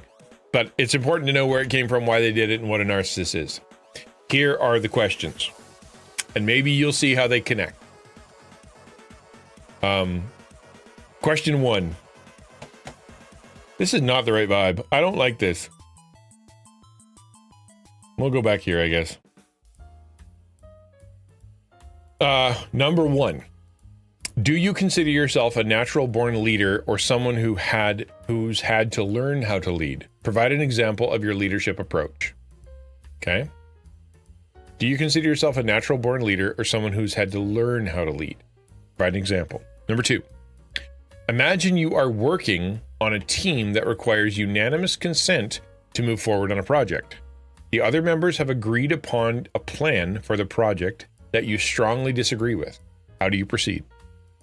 Number 3, imagine you're the leader of a group and someone on your team openly expresses a concern with one of your decisions to you and to others. It turns out that your decision was the correct call. How would you handle this situation? Okay. In my mind, and I'll just kind of play my cards, I think there is a sense of sort of narcissism to Christians, going back to the confession of a burnt out, believer, is that idea of we can do it ourselves. We don't need God. We're doing it to perform, right? As in like we want to look good to others. We want to look good to God. We want to look good to ourselves. So we're doing the devos and doing the thing and sounding spiritual and going to church and doing all the things. We don't have to feel it because, it doesn't really matter how we feel. What needs to do is we need to look good, seem spiritual. It needs to come out the other side that we end up being a good Christian, right? It doesn't matter if we hurt ourselves or the relationships or whatever along the way, because what matters is that I seem cool. We talked about that the other day when it came to evangelists, right? Who are willing to offend everybody and seem like total jerks and hurt people's feelings and offend the gospel and offend, like whatever, because they want to feel like God, like even in their, everybody hates their guts. They're like, well, they hate my guts because I'm a persecuted Christian. But in fact, you're just a jerk, right? That we talked about that. I think there's a connection in that. Is it possible that we have spiritual narcissism or narcissistic tendencies when the reason that we're doing our devos or doing our spiritual stuff is because we want to A, look good for others, or B, we want it to produce fruit because that's what the value is. We want to be able to be fruitful. We want to be able to be good. We want to do good stuff, and that'll make us feel better. Whereas in abiding, right, in the abiding in God, in Jesus, we don't look good. We're not doing anything. We're just there, right? The one who gets all the credit, the one who's doing something, the one who is, the one who's listening, the one who's doing stuff is Jesus. We're just there. We just exist. We're just part of the furniture because we're there with Jesus. It's not productive. It's not active. It's not fruit bearing. Sometimes we're not bearing fruit. God's trimming. We're losing stuff. We're actually finding out we got issues and problems. We're not good at something, and God needs to do a little bit of maintenance on us. So therefore, if we choose not to abide, if we choose not to take the trimming, if we choose to believe that we are fine, and that God should be just happy that we're willing to be there, is that narcissism? Does that connection make sense? Or is that too much of it too tenuous? I made the commitment in the past that everyone has to start a ministry, says Zach. No one wants to serve within someone else's ministry. Everyone wants to feel special, and it's really hard to serve others. That's true. And the other side of that is no one wants to stop a ministry, even if it's no longer working, right? Someone will start a ministry, right? Someone starts a ministry, but they won't stop the ministry because they now are the ministry. It's not that they're doing youth group; it's their youth group. It's not that they're doing hospital, whatever. It's that it's them. And if you stop the ministry, you're telling them that they have little value. Again, kind of narcissistic, because it had nothing to do with helping others. It had everything to do with how they look while doing it. Yeah, no worries. Okay, so those are the 3 questions, right? Yeah. Do you consider yourself? So let's answer them. Let's have fun. Let's have a little fun here. Do you consider yourself a natural born leader or someone who's had to learn how to lead? Provide an example of your leadership approach. for me, and there's a right answer, right? I kind of want to lead toward the right. I know the right answer is learn how to lead. If you say, I'm a natural born leader, I've never had to learn a single thing in my entire life, and everyone just follows behind me naturally, and every decision I make is great, and everything we do is great. And anybody who doesn't listen properly is because they're not listening to me, right? That's the issue. It was their fault, actually. I'm perfect. But the learning how to lead thing is definitely it. So for when I first started ministry, my leadership was, I know what I'm doing and I'm really sure about it. And y'all, if you just listen to me, things would go well, right? Things would go a lot better for you. I still think partly, I think that's true of a lot of this stuff in the past, because I was serving churches that were broken. They had a broken leadership. They weren't doing what they were supposed to do. They were shrinking and dying, and things were wrong.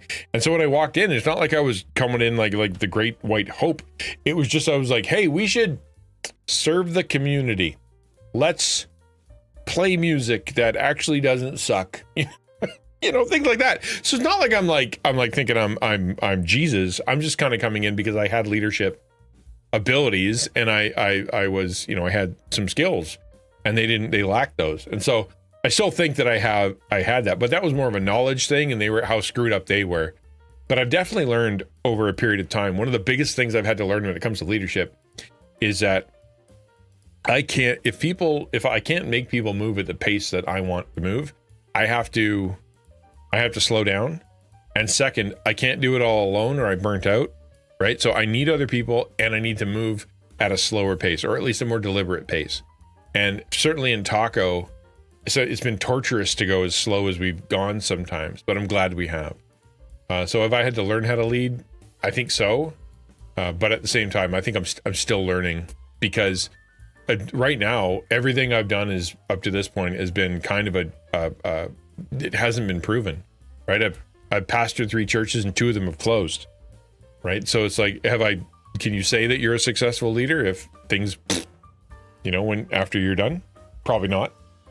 So we'll see how Taco goes. And I feel like I'm still learning, but at the same time, I think that other people do look to me to be in charge of stuff. So both, I guess, kind of. So an example of my leadership approach, I will go, I think this is a good idea. And then I will send it to the team. And I will say, hey team, this is an idea I came up with. What do you think? And they will say, it's a good idea, go. Or they will say, this needs help. We should change some stuff. Or how about not right now? Or whatever. And then I'll go with what generally we say as a group, right? That's generally how it'll go. I come up with a lot of ideas, too many ideas. I send them all out there, and then it filters through the group. So is that leadership?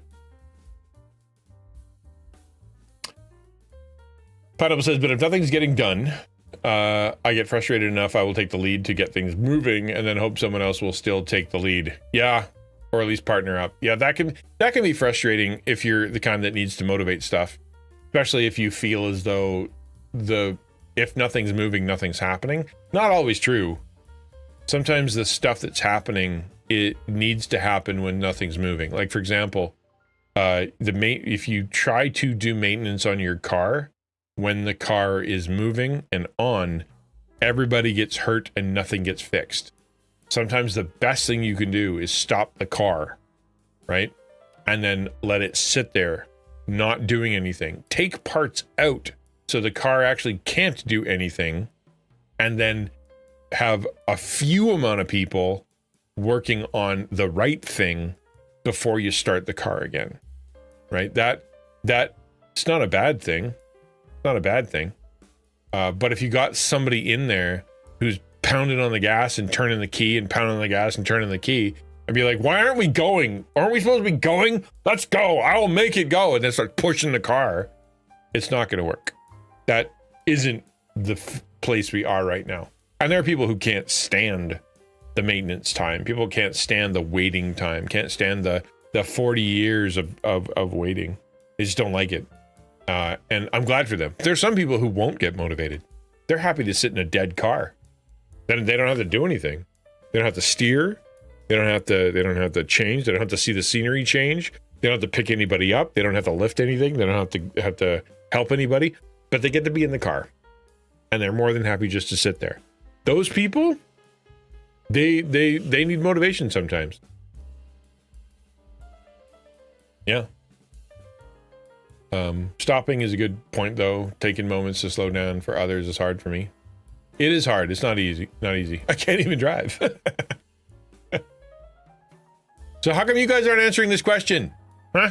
Or is it just me?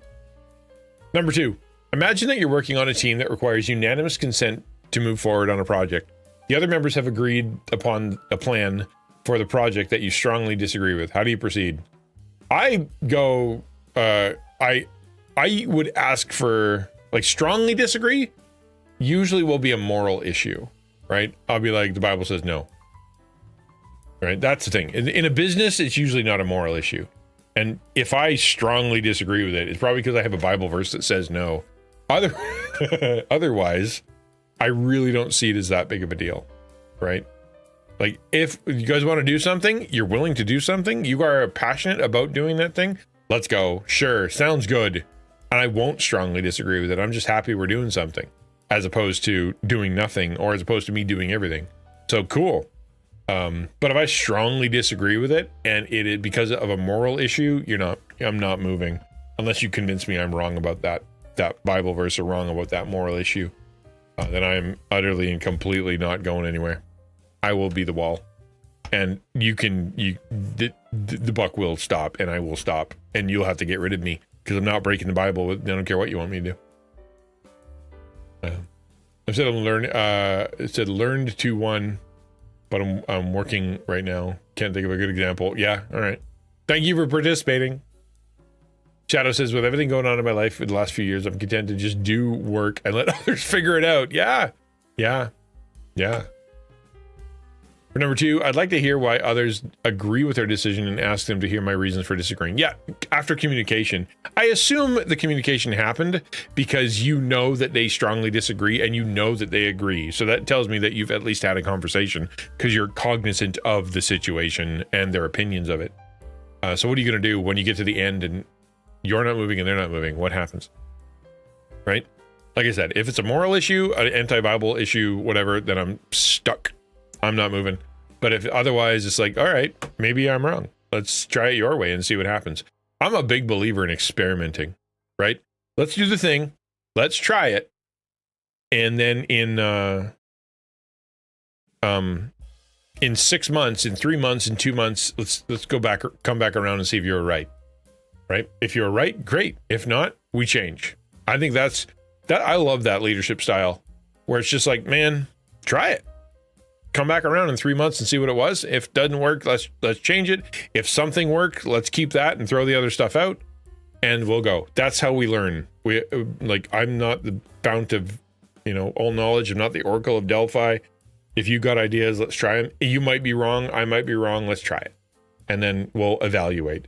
We hold everything with an open hand, and if you don't want to do anything, we'll try something else. Number 2, I'm good at voicing my opinion, but in the end, I will let the group decide something. I'm new to learning this capability. This is new to me. Okay, all right. I've been proven wrong before. This won't work. Then it works. Yeah, and then it works. Yeah. Yep. Number 3, imagine you're the leader of a group, and someone on your team openly expresses their concern with one of your decisions, and you tell to you and others, so everyone hears their concern in a meeting. It turns out your decision was correct call. How do you handle the situation? You go, neener, neener, neener. I don't know. Hide the body. That's right. Where did they go? Well, they disagreed, and now they're not here. Learn your lesson. Been embarrassed enough to be okay with giving up my position, and really, not much in this world is of that great consequence that you can try for a couple months and then come back around. Like, not too much. Like, even, like, try this medication for 6 weeks. See if it works. You won't die. You might suck, but we can change it. Like, there's not a lot that is that crazy urgent. And maybe that's because I'm old, but, you know, you learn patience with age. But if it calls for unanimous agreement, isn't it built in that only things all people agree on the basis of the policy? So if someone disagrees, then another option should be explored? I don't know. Oh, sorry. Working on a team that requires unanimous consent to move forward. Or maybe I missed that part. The other members have agreed upon the plan for the project that you strongly disagree with how you proceed. Then we go, okay, we'll do it your way. That's easy. Yeah, that is what we came up with. Yeah, fine, do it. I won't stand in your way, right? Which means I will tacitly agree with you. Begrudgingly agree with you. Go. Try it. Imagine you're the leader of a group and someone on your team openly expresses their concern with one of your decisions and to you and others. Turns out your decision was correct. How do you handle this? Like, honestly, I don't know. I don't know what it wants me to do in that situation. That if it turned out that I was right, then they know I was right. What's to do? Right? What am I going to do? Go up to them and go, me, like that? Would that didn't get you anywhere? Or fire them? I don't know. But that was having one difference of opinion does not make you a bad person. I don't know what it wants me to do. Maybe I'm a narcissist and just don't know it. Number 3, learn to keep my mouth shut no matter how much I try to hide it. I will still give them the look of, yeah, I called it. I probably do that too. Yeah, you know. Yeah. Although I would do it teasingly. I really don't care that much. Like, I'm right. I've been right and then I've been wrong. And I don't want you to, you know, be smug with me. Yeah, just a quick little, you know, and then move on with life. And if you're good on the team and you're all cool with it and everybody's happy, then you laugh and you move on, right? If it's already like an issue and everybody's upset with each other and it's hyper competitive or whatever, then yeah, the told you so is going to cause issues, or that person's super insecure, or you've proven yourself not to be trustworthy, or you have stabbed them in the back in the past or whatever. But like, if you're cool and everybody's cool, you can neener. I can neener to the taco team and nobody thinks I'm being a jerk because we just move on. You know, they can neener right back to me.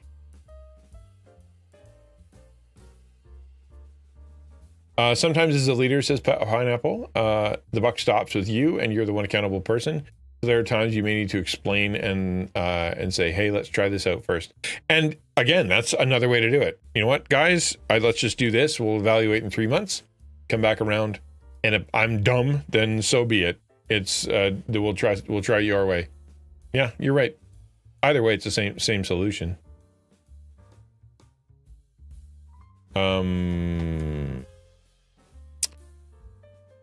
Shepard says for 3, if things just carry on, I don't see the reason to do something. Yeah, me neither, right? If the person talks about me and I can talks to me about it, I can calmly talk it through with them. Yeah, exactly. Like, I don't know what we're to do. I was washing dishes. I've had leadership training. I'm still learning. Delegation and explaining my side are just difficult. Yeah, they can be. They certainly can be. I'll never rub it in their face. I might rub it in their face, but only for fun.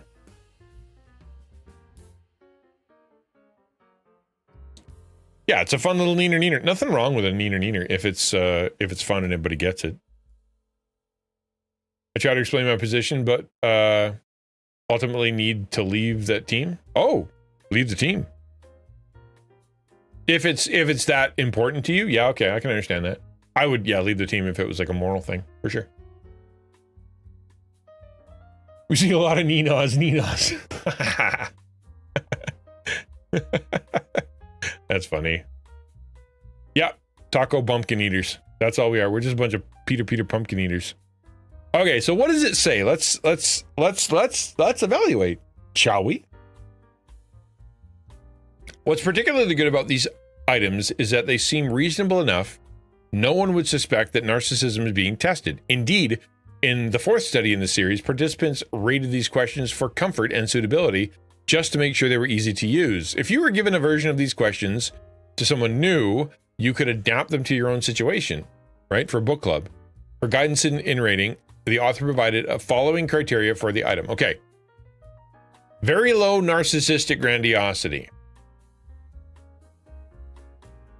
Number 3, just move forward. If I get a lot of pushback, I might point back to when I was correct. Remember neener neener? I will neener neener again, and don't make me. Okay, very low narcissistic. Focuses on growth and development opportunities, importance of respect for others, and open communication. Sample response. I wouldn't brag or rub it in their face. I would try to make sure they are feeling okay about the disagreement and let them know their opinion always matters. Yeah. Yeah. All right. Very high narcissistic grandiosity.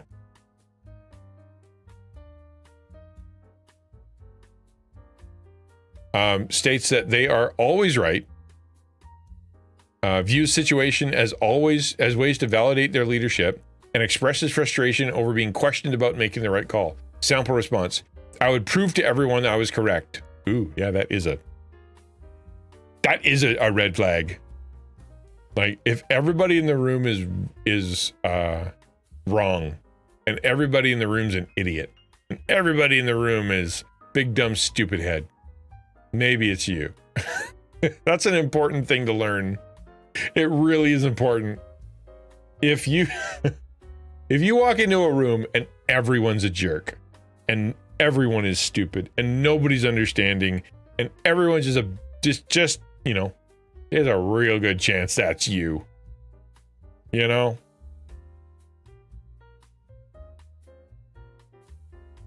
But not if you're a narcissist. Then the whole planet needs to change.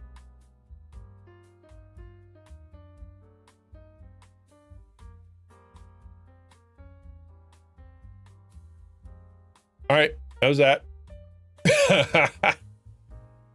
All right, well that's that. I hope you enjoyed it. Use code XtianNinja on your coffee and rogue needs. There you go. Boop. And then boop. I'm gonna raid out now. I have unless you guys have something you want to talk about, I'm pooped. And I think I need to move. Yeah, think on all the stuff, man. We covered a lot today. Holy macaroni on toast. Did we ever cover a lot? It was a very productive day. Thank you for being here. I hope if it's valuable, that's how words work. If you found 1 second. If you found value in what was done today, there we go. Do me a favor and tell some folks, right? Share one of my tweets, share one of my videos, send around some folks that you thought it was cool. Tell your church, tell your small group, tell your friends. And the only way this works is through word of mouth. Nobody's ever going to discover me unless you say, hey, this actually works out. He's been doing some cool stuff lately. It would mean a lot to me if you'd be willing to do that. Tomorrow we're going to come back. It will be weird. We're going to be doing some weird pictures. We're going to be doing some weird articles. And then we're going to play a weird game where I get to date everything in my entire house. That's the plan. Other than that, we're done. I appreciate it. Thank you for sharing. That's very cool of you. Yes. I'm headed out. We're gonna be raiding out right away. Who we gonna raid?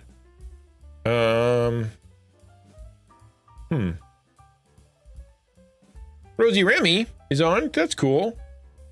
Who else is on?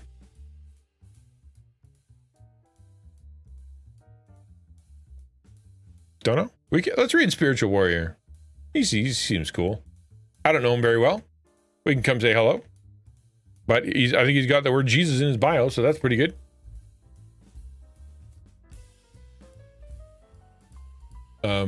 Amen, brother. XN dating sim. It's called Date All the Things. I think is what it's called. So it should be very interesting. We'll see. We'll see how it goes. Oh, Date Everything. That's what it's called. Yeah, I'm looking forward to it too. It should be fun. At least I hope it is. We'll see how it goes. See you guys tomorrow. Come say hello. Drop all those icons in there. Come raid. Spend a couple minutes just saying hello to the dude before you bounce. It would be cool to bring some energy over there. Assuming he pays attention. We'll see. All All right. Bye-bye.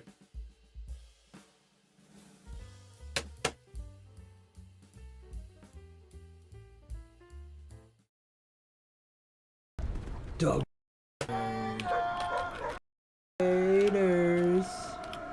XtianNinja.